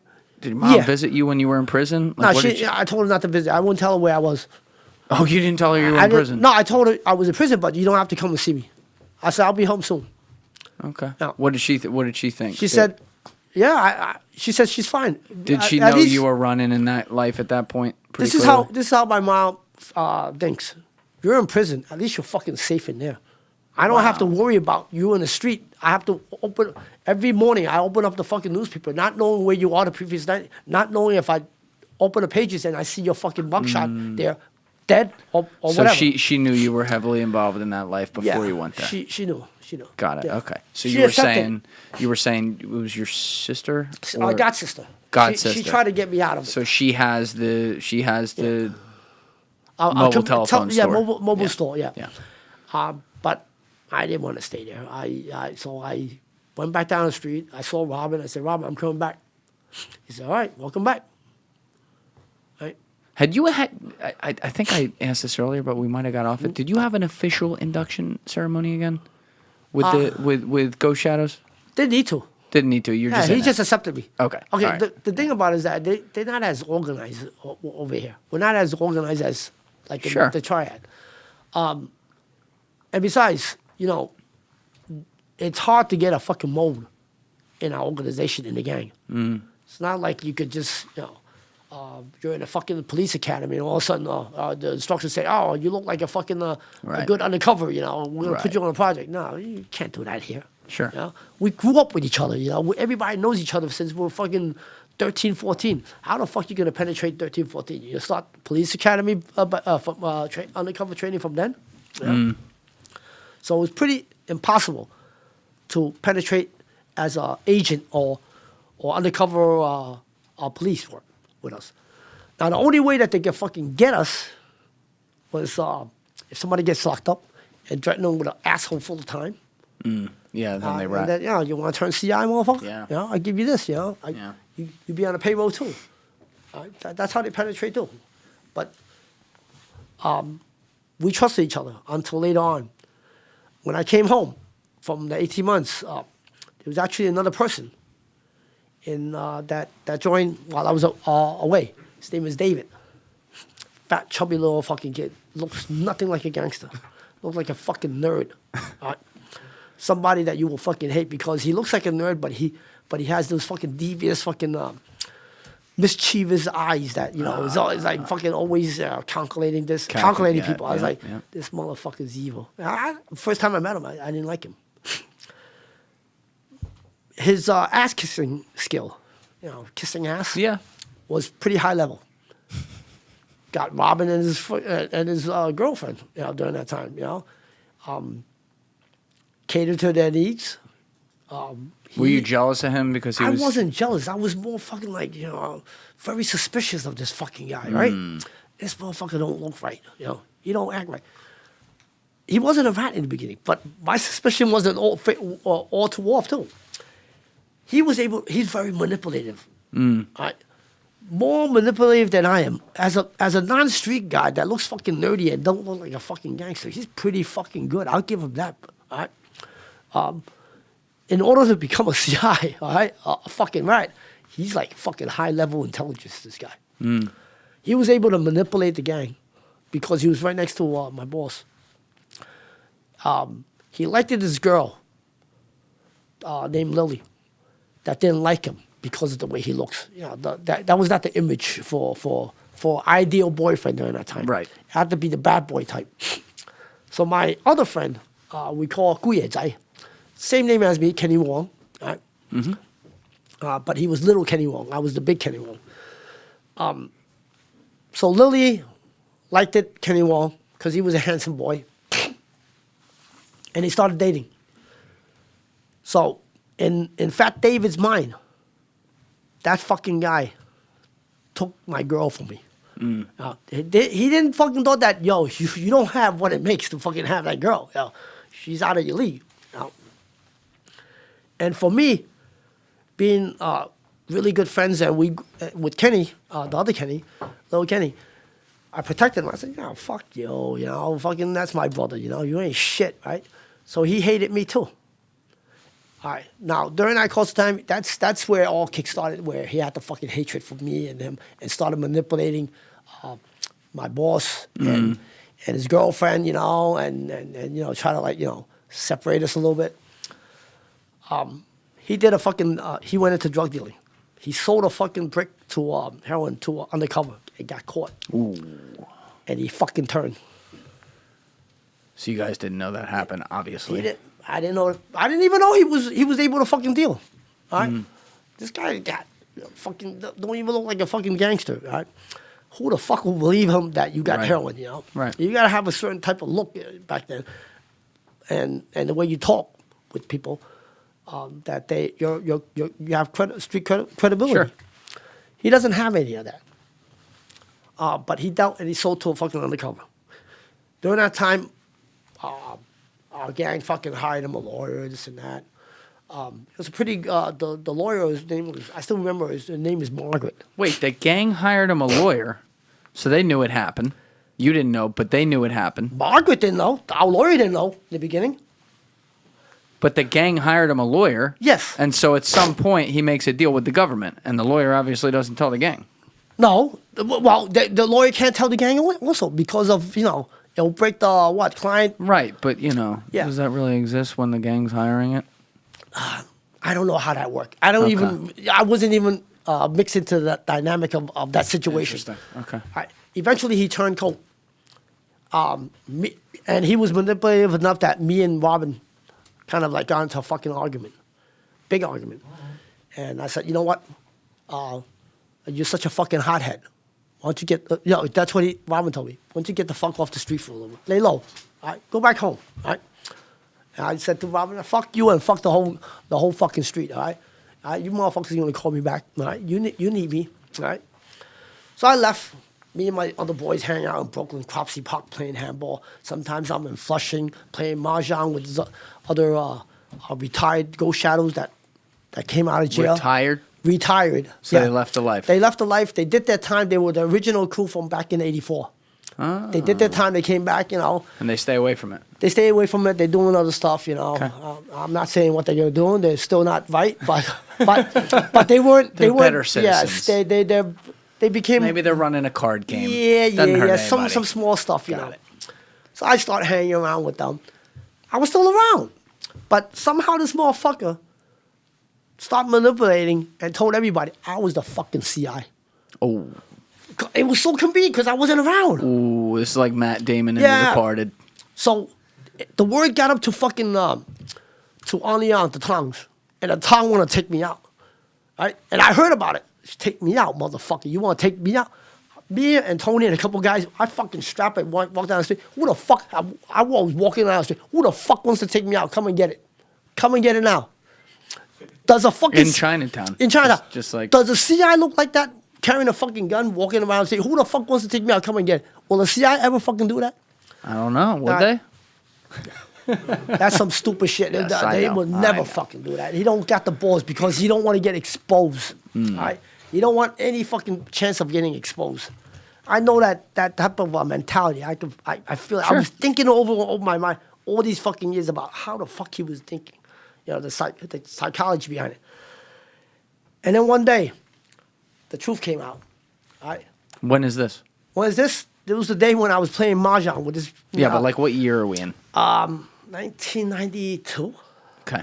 All right, 92, I believe. We already know that we were being investigated, all right? But I never had any dealings with the feds, with the FBI. I thought it was like NYPD. They're fucking fuck offs, Right, They yeah. don't mean shit to me. Now I know how powerful these guys are. Right. These guys can do wonders. You have no idea. Fucking FBI's are fucking dirty. They give you enough. They're fucking dirty tactics, all right? They can get to How it. so? This fucking kid had a fucking wire. He's so fucking fat and clumsy. He was up in the clubhouse and he fucking dropped it by accident. And you saw it? No, I wasn't there. Everybody else was there. They saw it on the floor. Everybody was dumbfounded. What the fuck was that? And all of a sudden, not even fucking 25 seconds, the fucking feds bum rushed in, fucking broke the door down, grabbed him and snatched him and took him away. 30 seconds. So you know how close they were. They were probably next door. They were right there, yeah. They were right next door. So you think because they make people wear wires, they play dirty? That's the day when Robin realized that he was wrong about me. He gave me a fucking emergency beep while I was playing mahjong with the other freaking people up in Flushing. And this guy, he's an ex-Ghost Shadow. He did time, he came out, he's an ex-Ghost Shadow. His name is Peter Hom. We call him the Flying Horse, Fema. So he kept on saying, who's fucking paging you? Answer the fucking page. Call him back so he just don't bother you. I said, Robin's fucking calling me. He said, oh, that's your dialogue. Why don't you call him back? I said, fuck him. Fuck him. Fuck everybody, right? I'm too busy. And he said, give me that page. I'll call him for you, right? He said, yo, it's 911. I think something serious. He said, why don't you just give him a call? So I called him back. And he said, something happened in Chinatown. Don't come down. Something very big. Stay away, all right, for your own good. Then got in contact with Tony. I called Tony, my best friend in the gang. We talked. I said, okay, I'll come in to meet you. Go back to Brooklyn where we live around that area.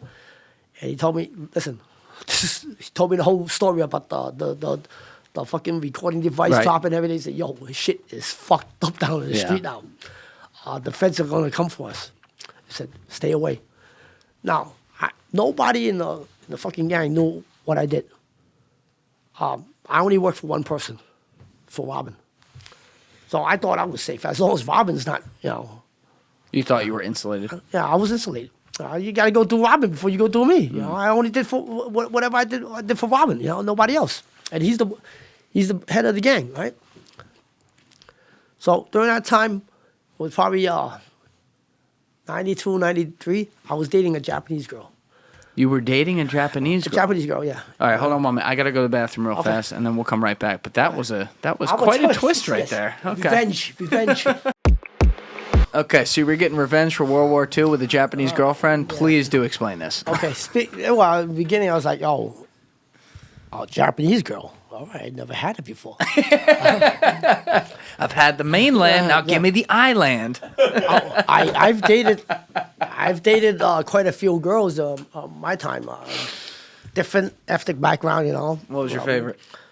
Korean. Korean. Why Korean? They're so submissive. They're like they.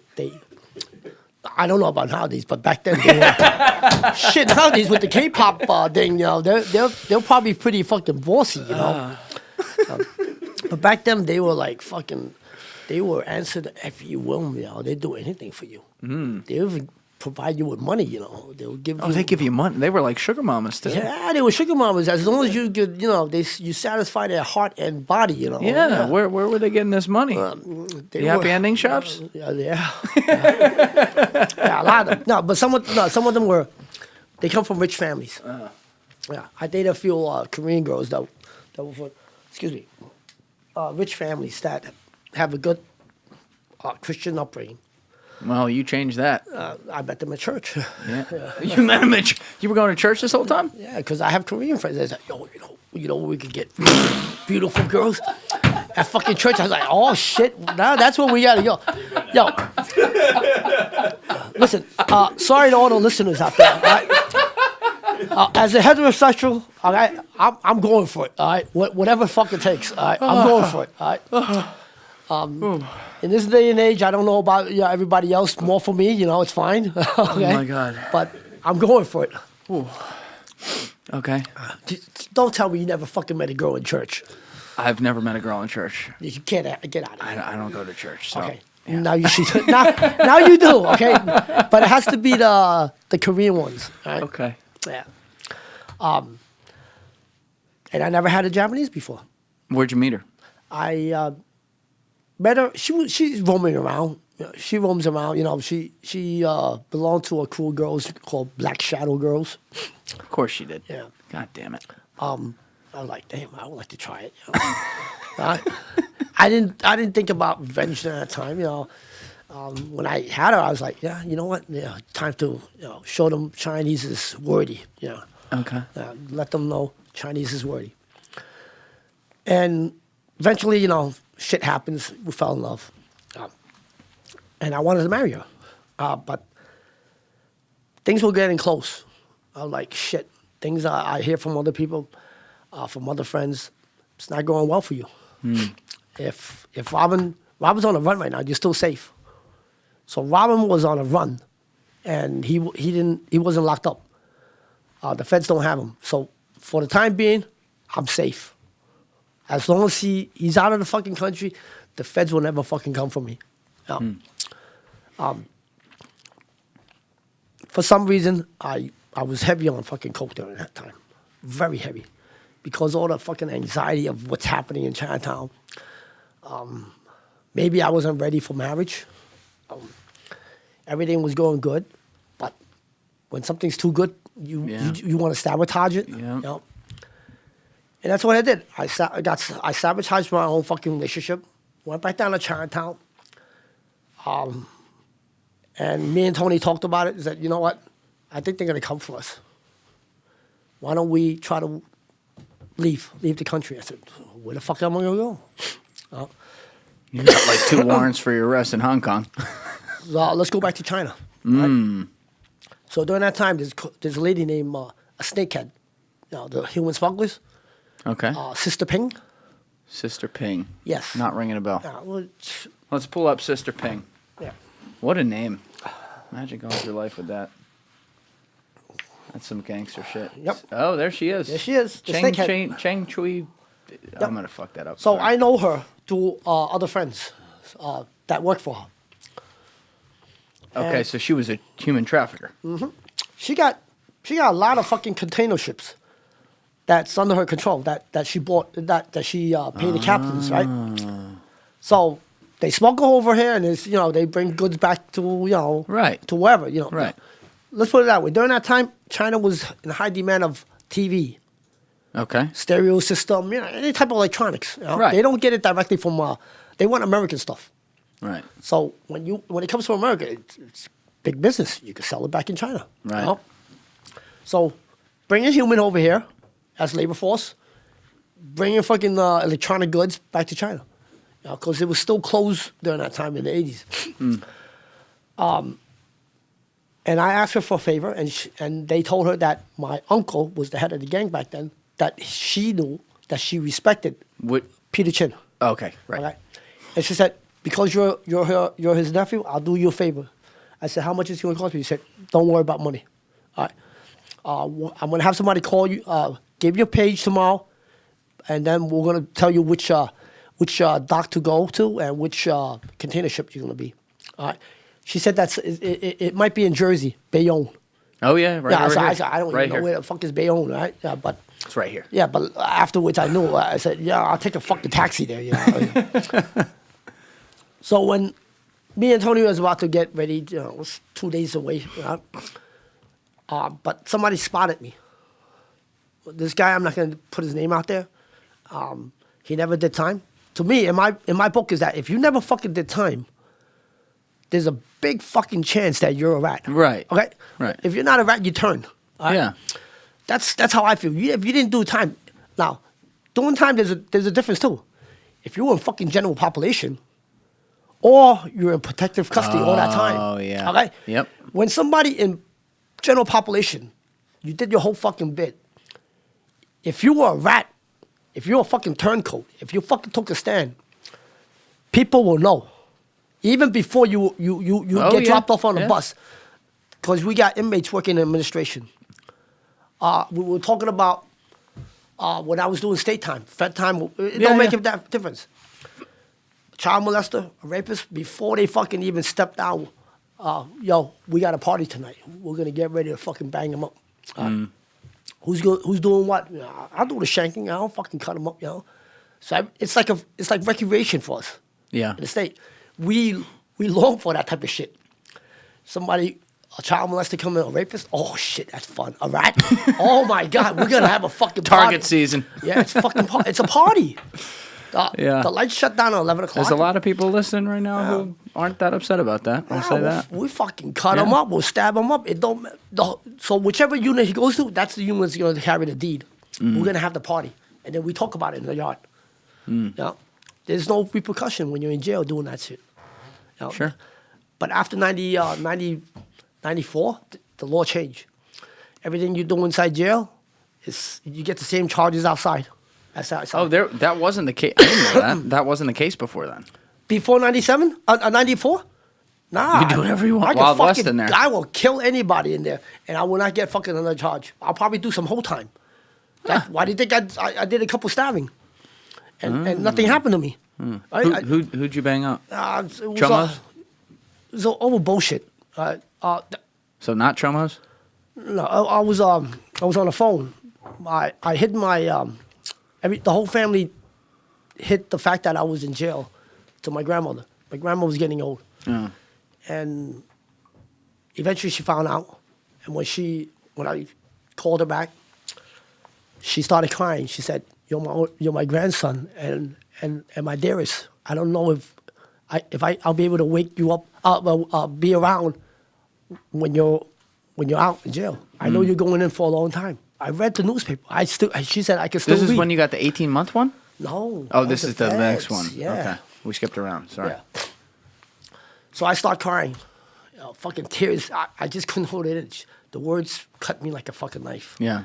That was the first time I cried in so many years. It just fucking tore me up. Sure. So the guy that was waiting for the phone call, for the phone right next after me, is a black guy, right? Young black kid, kept on mouthing off and all that shit. You say, "Oh, motherfucking crying, you're such a bitch." He think he's a tough guy. He's like, you know. So I said, "All right, Grandma, I'll call you in 3 months." Why I said 3 months is that I know I'm going to the fucking hole, all right? So I said, here's your phone. So he's calling on the phone, talking to this girl, you know, acting all fucking lovey-dovey in there. While I went back to my cell, I said, "Yo, Tony, I was cellmate with my best friend." Oh, yeah. Yeah, I told him, give me the piece. He said, "Yo, you sure you want it?" "Nah, don't worry, I want to do this. I want to fucking kill this motherfucker." I went over there, just fucking stab him in the neck. And then I fucking threw the piece while he's on the floor. I picked his fucking afro up.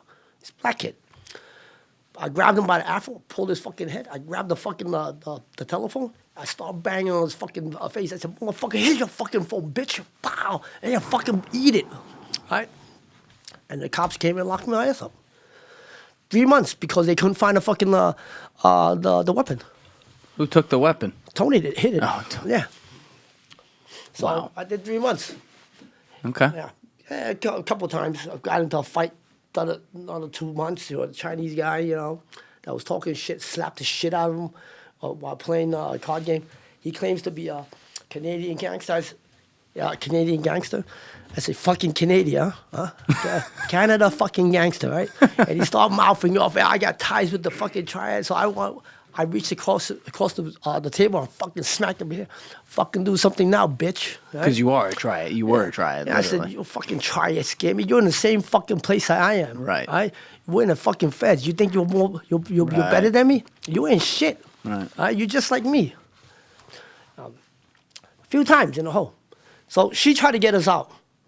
But this guy, like I said, we're back Yeah. to Chang Yeah. Tree, Sister Ping here. so she tried to... So she tried to get you out, and you said it was like 2 days before or something? 2 days before, we were about to go to Bayonne. I didn't even know where the fuck is Bayonne at that time.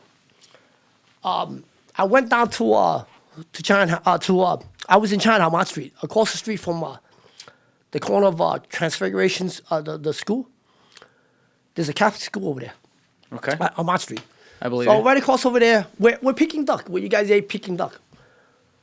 Okay, right next door to it, on top, there's an association that it was a clubhouse for us on the top Okay. floor. I walked down, went across the street to pick up some order, and I was like, you know what? There ain't no fucking cops around looking for me, right? I'm walking down Mott Street, and all of a sudden, I saw somebody that I recognized, and with a blinking of an eye, he just fucking disappeared. He ran fast, and he made a fucking phone call. I didn't even reach half a block.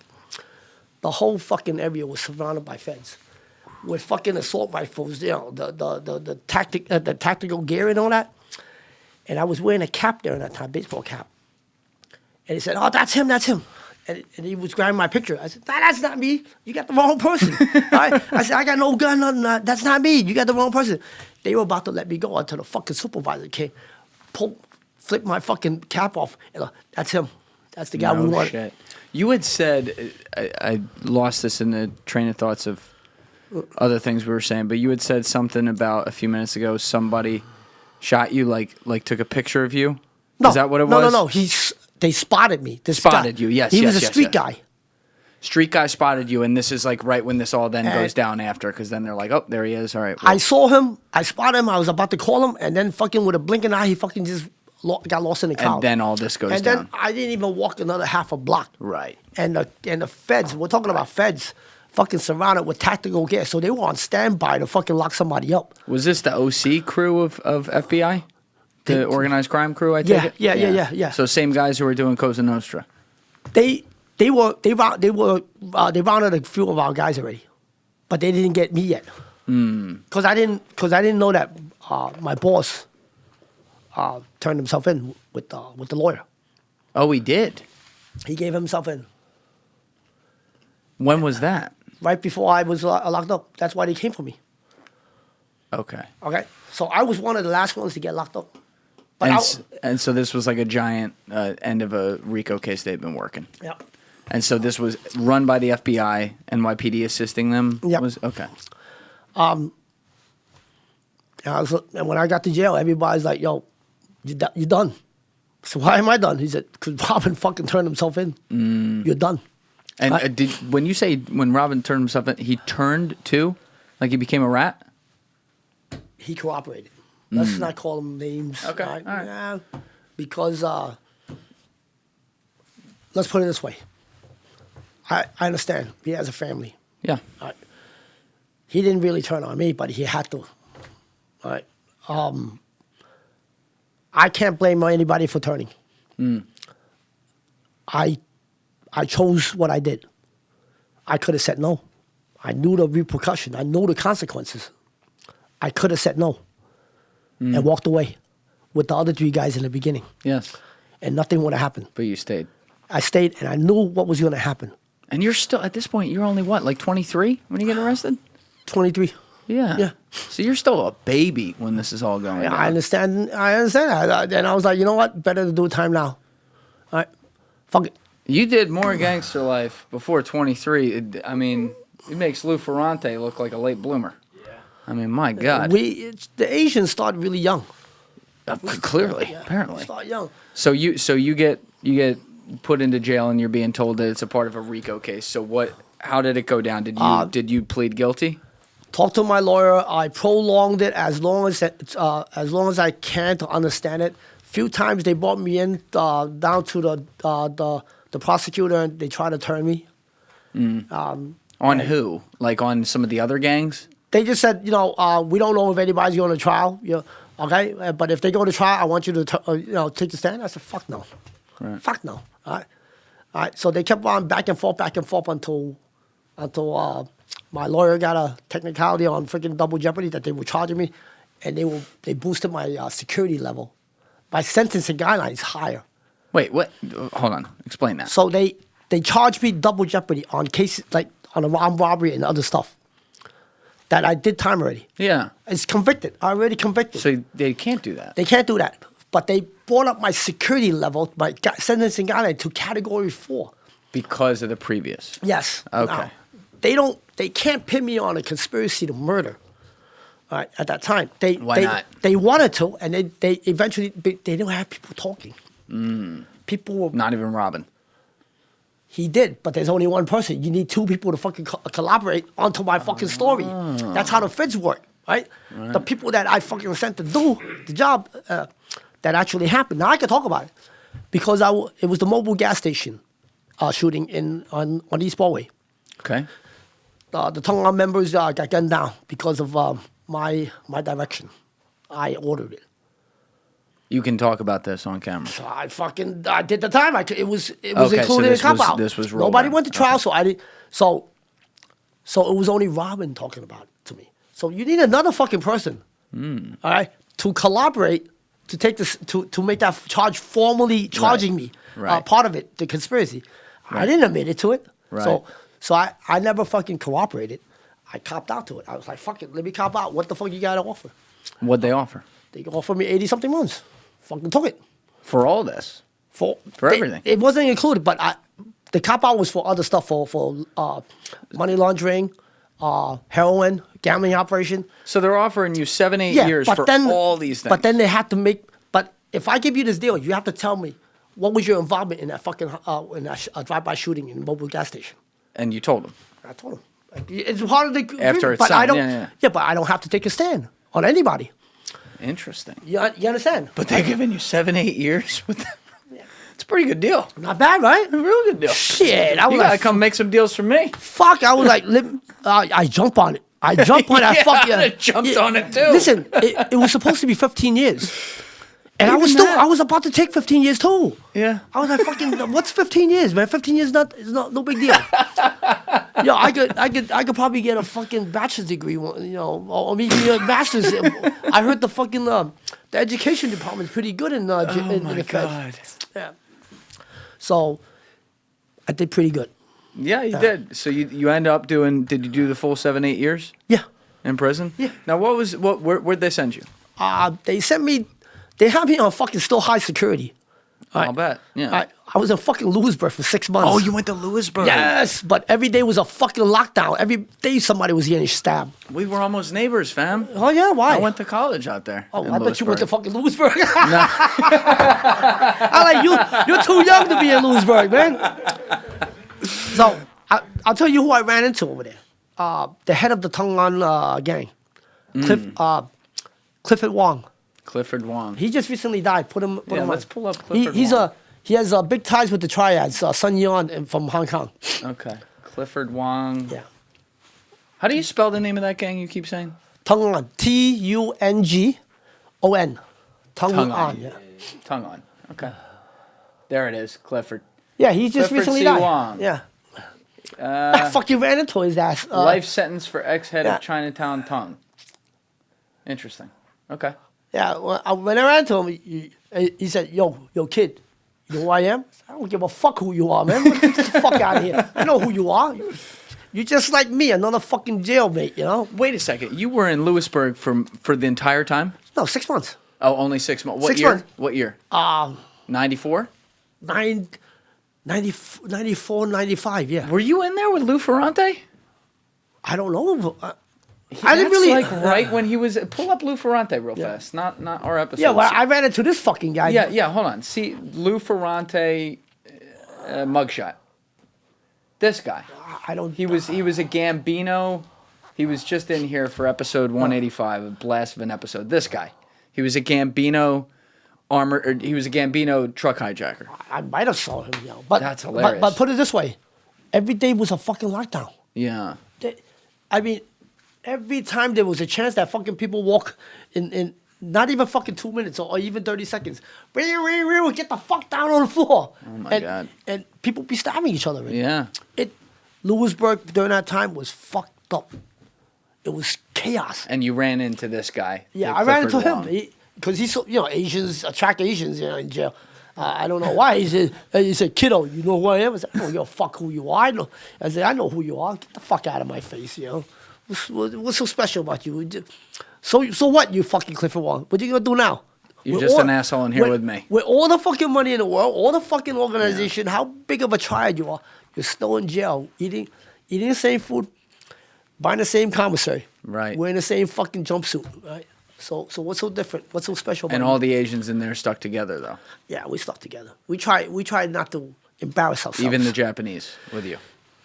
We don't have Japanese. There were no Japanese in Nah, there. They're I never ran law-abiding into any citizens. Japanese. Law-abiding citizens over there in Japan. Yeah, and we never ran into any Japanese. I ran into Koreans, Vietnamese, Cambodians, even Philippines, Taiwan, but never ran into a Japanese. That's Interesting. fucking strange, right? Very strange. Yeah. Probably political ties, you know. Maybe. Yeah. Maybe. But you did the 7-8 years. You come out, I guess, in like 01, 02, something like that? 01. Okay. Yeah, I believe is it 01? Yeah. Right before fucking World Trade Center. Oh, you were right before. I saw the goddamn building fall Oh down. my God. Were you in Manhattan? No, I was in the Brooklyn side, where you know where the docks where they play basketball. Of course. Right on top of there, going to Cameron Plaza, heading the exit before Cameron Plaza. How long had you been out of prison at that point? Like a couple months? A couple months. I was working in construction every day. No So I was shit. driving two guys to work in 88th Street. There's a church over there that we were doing sheetrock for and some lighting. So every morning at 7 o'clock I picked them up, and by 7:30 I should reach around there, getting ready to hit the bridge. So 7:30, 7:45, all of a sudden, all Well, three it would have lanes- been like 8:45 because that's when it got. No. Okay, 7, probably like around 8. Maybe I got the time mixed up. But Yeah. I saw the whole fucking thing. I didn't see any plane hit into it because I was on the opposite side of where the plane came in. Right. So I was like, what the fuck is wrong with this morning? It's a Tuesday morning. What's so special? Something happened off her? So all of a sudden I saw this fucking girl in front of the car, ran out the car and hysterically holding the phone, screaming, crying. Ah. I was like, yo, look at that bitch. She's fucking crazy. She went nutcase, right? And the guy in the back seat, my worker said, yo, I think the Twin Towers are on fire.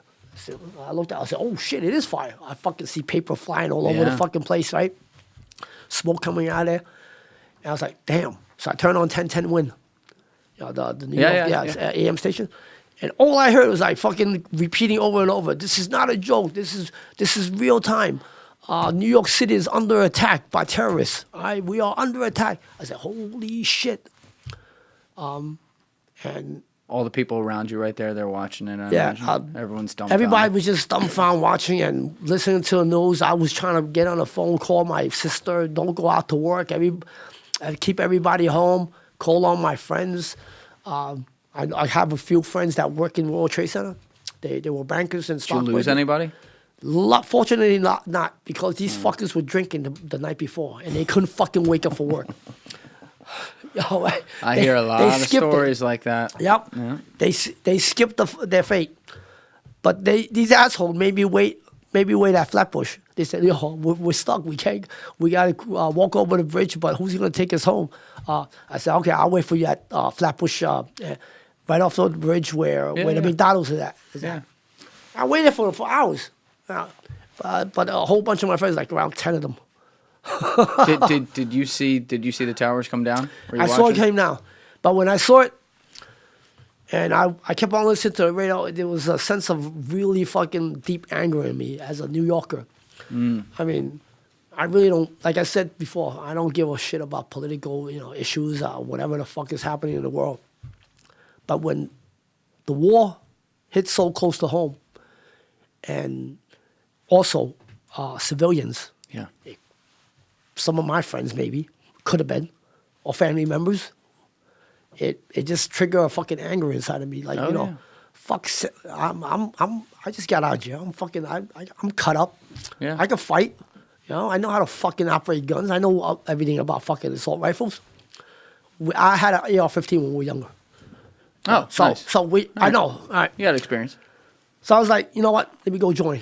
I actually fucking asked went to the recruiting officers. No, I didn't want the Army. I want the Marines. I originally wanted the Marines too. Only been out of prison 2 months. Let's go, baby. I said, yo, I could fight. It's my country too, man. All right? It's my country too. I might have done some bad choices in my life. I did jail time, but I want to fight.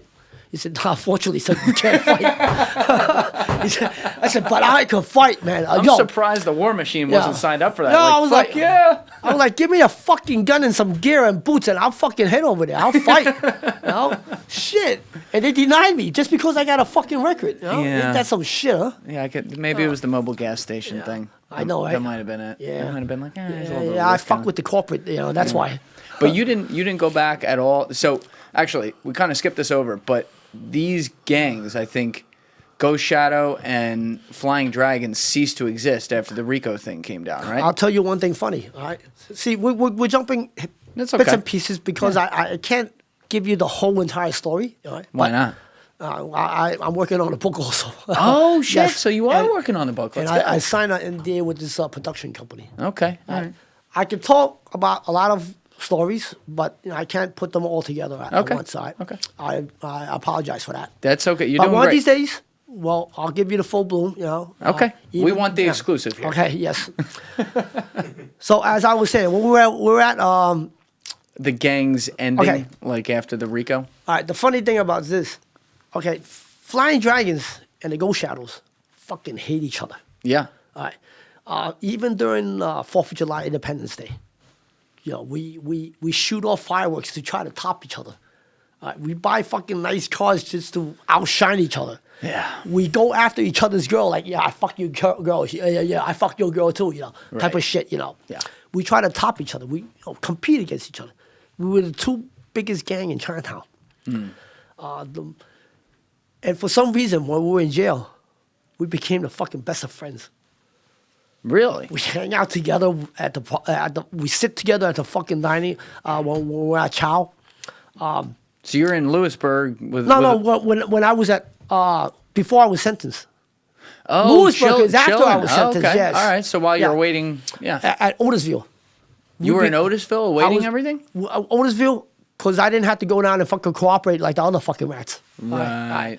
Okay. So So I they was didn't have afraid. you in MCC or anything. Yeah, like that. MCC. When you stay in MCC, that means you're going back and forth. Right. You're going for the steak and burgers. Right. Or the We, Epstein. we heard about that shit, Well, unfortunately, we were down with fucking fried whiting stew, fish. No. And dry up pork chop, where the Muslims don't want to eat it. So we became really fucking good friends with the Pell Street Flying Dragon crew. That's some funny ass shit, that we were trying to outshine each other. We fight against each other. We actually shot at each other when we were young. Yeah. Yeah. Rival gangs. And we became good friends. I still talk to some of them. That's Yeah, hilarious. sometimes I call them, yo, what's up, Mikey? And then none of you went back because it didn't exist anymore. We know time has changed. We gave a second chance. We did our time young. We pay our dues. And maybe it's time to do the right decision. Right. Make the right choice and not fall back into that life. But when you were at your peak, 22, 23, you had to have a decent amount of money, no? I'm not going to glorify the life. No, okay? I'm not. I'm just asking from a factual There were basis. times that I have a lot of money. Right. There was time I was dead broke. But when I was broke, I would try to make money. Right. I go do my best of skills. Point being, you had the ability to use different ways to go make a lot of money quickly if need be. But through that life. yes, but a gangster's life is like a shooting star. It only shines for that couple seconds. Yes, in I think that you're right lifespan. about that. I think And you're after right about that, all the other times are fucking in darkness. But you're still coming out of prison basically like 30 years old. You're still young. Yeah. I guess Ghost Shadow's not But around broke. anymore. But you're broke. But you never thought about going back to that world, Oh, which was the only world you would ever know. Oh, you had no idea. I had some fucking really devious thoughts. Oh, you did? Yeah, I'll give you the rundown. So there was a wave of Chinese corrupted officials Okay. sending, with a lot of corruption money from China, sending their fucking kids over here for boarding school. To overseas over here to the United States for school, to blend in with the Chinese community. But these fuckers don't know how to blend in. No. Spoiled second generation. Right. Driving fucking Ferraris, Yeah, it's not blending. Maseratis and Lamborghinis. I was like, yeah. You think I don't have people back in fucking China? Shit. Fucking kidnap these motherfuckers. That's my thought. Kidnap these motherfuckers and have somebody ransom them. They gotta pay. That fucking dad's gotta pay. Yeah. But it was just like, you know what? I can't do that. Who the fuck? who the fuck am I? I can't do that. I promised my grandmother when I came home. She was still alive. They made me kneel in front of my father's grave. Made the uncles to swear I would never do anything embarrassing to the family again. So you didn't? I never broke the law. Maybe a couple of traffic violations. That's okay. Yeah. That happens. But I never did anything else. But you got into construction. You're still there today. That's where I take my anger out. Digging Take your ditches. anger out. Using the hammer and everything, yeah. But you live down in Atlantic City now. You moved away from New York. How long ago? Well, not exactly Atlantic City. A few X's after, Right. But, Egg Harbor, same shit. Yeah, but I'm safe there. The reason why I'm safe there is that I'm easily triggered when I'm in New York. I don't think anybody's going to be able to. At my age, I'm still pretty nimble. I don't think anybody's going to be able to attack me without getting a fucking piece of me. All right. I'm pretty on point. Michael, my channel and some other guys, they always laugh at me. You're fucking YouTube famous. I said, I don't feel shit. I'm just a normal fucking guy, a middle-aged guy. So a couple incidents, I was at the casino in New York too. Or Philly, when I go to certain functions with my family. I still have the spider senses, the gangs, the senses. Somebody creeping up behind me. I had no idea that they were fans. They said, "Oh, I know you're Kenny, right? You're Kenny, right?"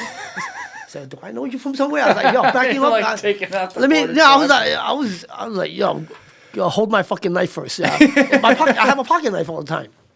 Today I didn't bring it. Don't worry. Okay. Because I know I'm safe. All right? Yeah, it'll be good here. Don't worry. So most of the time I have my knife. I'm holding my knife. I said, "Do I know you from somewhere?" I'm very suspicious and skeptic about it. He said, "Well, we're friends. We're friends. We watch your YouTube channel." I said, "Oh, all right. Thank you for your support." And I don't know how to fucking respond to them. I just walk away. Yeah. I had this fucking guy in Queens. I was going to dim sum with my family, right? And this guy kept on fucking staring at me, right? I was like, "What the fuck is this guy staring at?" Did I kill your father or something like that? Or did I take your girl? I'm still holding my knife now. It's another incident. So I walk up to this guy, right? Before he walks up to me. So I took one step. He said, "You're Kenny, right?" With a very, feminine, a normal, a very pleasant, I won't say feminine, pleasant manner. It said, "You Kenny, right?" I said, "Yeah, I'm Kenny. Yeah. YouTube, right? YouTube." I guessed it right at that time. He said, "Yeah. I'm a big fan. I said, can I have a selfie with you?" I said, "Yeah, whatever, yeah." So I took a selfie with him, and it was nice. So you get easily startled, you're saying? Yeah. So you left New York because you felt like too many people were pissing you off? Right after the pandemic, in March 25th, I remember. It was a citywide shutdown. Yep. Nationwide. Right? Yeah. March 25th, I remember that date. A week later, I was still at work because I was a construction safety supervisor. You're a safety supervisor. Now. I have to be on site. I have to be on site. You've come a long way. Yes, I know how to do construction. Yeah, clearly. I'm not very, very good, but I know the codes. I know how to maintain and properly build a building. I built quite a few in downtown Brooklyn. No shit. Wow. New York too, in the city too. Yeah, I work on projects with the Long Island City, the 70-story building. Wow. It was. That's pretty cool. Yeah, I came a long way, Yeah. Become a law-abiding citizen, Clearly. So early in the morning, I take the train. There was only essential workers, me, and this fucking black guy. I'm not being racist. I'm not being racist, but it's a black guy. It had to be a fucking black guy to ask me that fucking stupid question. I have my AirPods on one side. I always have one side because the other side, I want to hear if anybody's fucking attacking me. You know what? Me too. I started doing that recently. Don't Swear to fucking God. put both of them on. Yeah. I swear to God. That's why I have this right now. Yeah. It's so my good ear, I need to listen. This ear, for some reason, it doesn't hear that well. This fucking guy sitting across from me, trying to yap me, get my attention. He said, and I looked at him. I took off my earphone. I said, "What? What do you want?" He said, "You Chinese." I said, "Oh, come on, motherfucker. Too early for that shit." I put my headphone back. Leave me the fuck alone, all right? And then he kept on fucking, yeah, you're fucking Chinese. So he said something stupid, right? He said, "You fucking brought the virus. You should stay home." Oh, no. Right? So I took it off. I put everything in my pocket, getting ready, right? So I got up. I said, yo, bitch, when you and your mother brought Ebola from fucking Africa, nobody ever fucking blamed you, right? You fucking stupid bitch. He said, "What you talking about, mother?" Right, he got up. And he was about to push me. I grabbed his fucking arm. And I fucking knocked him in the fucking neck over here, and I tripped him with my leg. He fell on the fucking floor, and my construction boot, I kept on stomping him. I said, "You fucking bitch!" I had to make me fucking get angry. Early in the morning, 7:30 in the fucking morning, and I just don't want that shit to happen. I got locked up. My boss understood. 5 hours later, without fucking telephone silence. "What the fuck happened to you? I thought you were dead." My girl was calling me. Everybody was looking for me. So I got locked up, for self-defense. Luckily, there was some nurses, an Italian guy in the car. I said, so they said the Chinese guy, yeah. But they did lock me up for disorganized conduct. Oh, gotcha. That's stupid, right? And then you left New York because of that? You're like, I'm sick Yeah, of my this? girl said, "Why don't you come down here? Don't live up there. You're gonna fucking kill somebody one day." Oh, she was already down here working at the casinos. Yeah. She told me that I'm gonna kill somebody. Yeah. And I was like, all right, I don't want to kill nobody. I want to live. Good call. I wanna be outside. How enjoy- you liking it down there? It's fucking nice. It's nice. It's nice. I work. I have a normal day job. I do my own work. Nobody takes me off. Everybody is very well mannered, polite. So there's no problem. Nice, Yeah. nice. And you guys, the channel, which again we have linked in the description below, it's a group of you guys who are like a part of it. Childhood friends from the Right. neighborhood, from Brooklyn. Right, and they're Ghost Shadows, and then do you have some? Do you Chang. have Flying Dragons No, involved at all? No, we they don't want to get on the channel. Okay. For their personal reason. Okay, I fair enough. understood, because we're at the age. I did it because of. I can't deny a friend, especially a brother that I know all my life. So when Michael said, "Can you help me out? Anything for you?" Well, it's entertaining stuff. I was listening to some of And besides, he told me it's, people come and go, but what we do is immortal. It's history, and it's we're not trying to glorify our life. We're trying to give the truth and honest to the public, and if I they think you're believe, doing that. Yeah. and if they believe it, they believe it. If they want to fact check, let them fact check. Right. But I'm going to try to be as honest and as truthful as possible.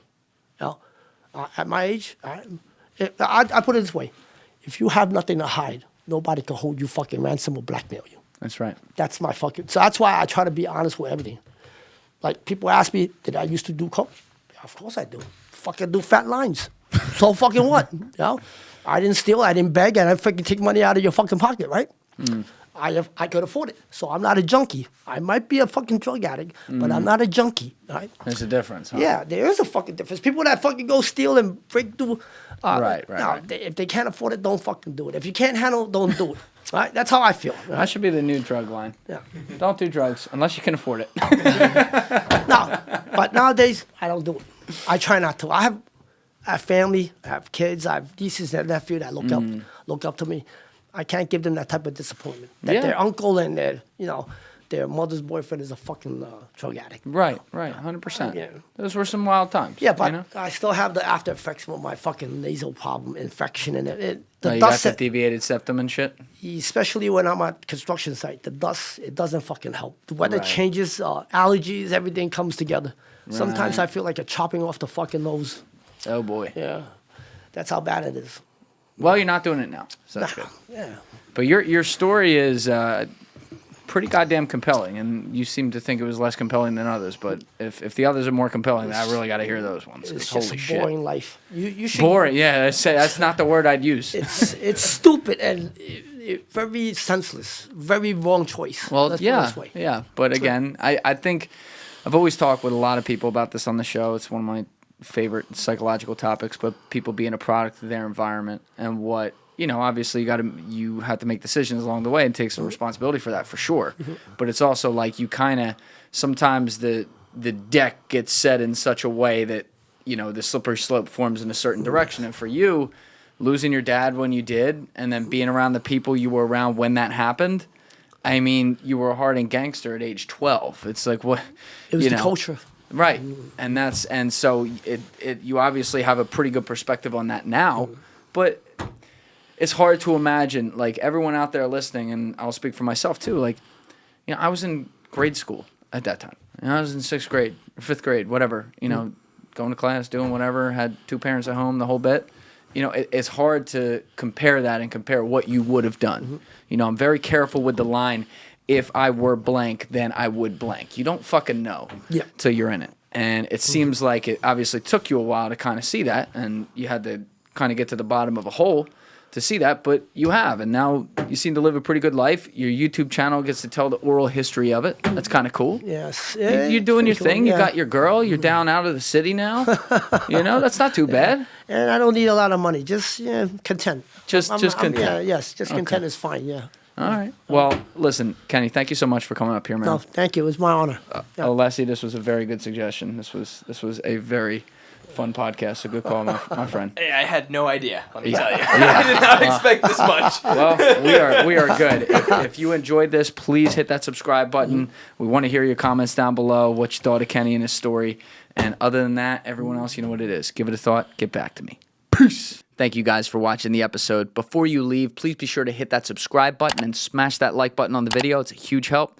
And also, if you're over on Instagram, be sure to follow the show at Julian Dorey Podcast, or also on my personal page at Julian D. Dorey. Both links are in the description below. Finally, if you'd like to catch up on our latest episodes, use the Julian Dorey Podcast playlist link in the description below. Thank you.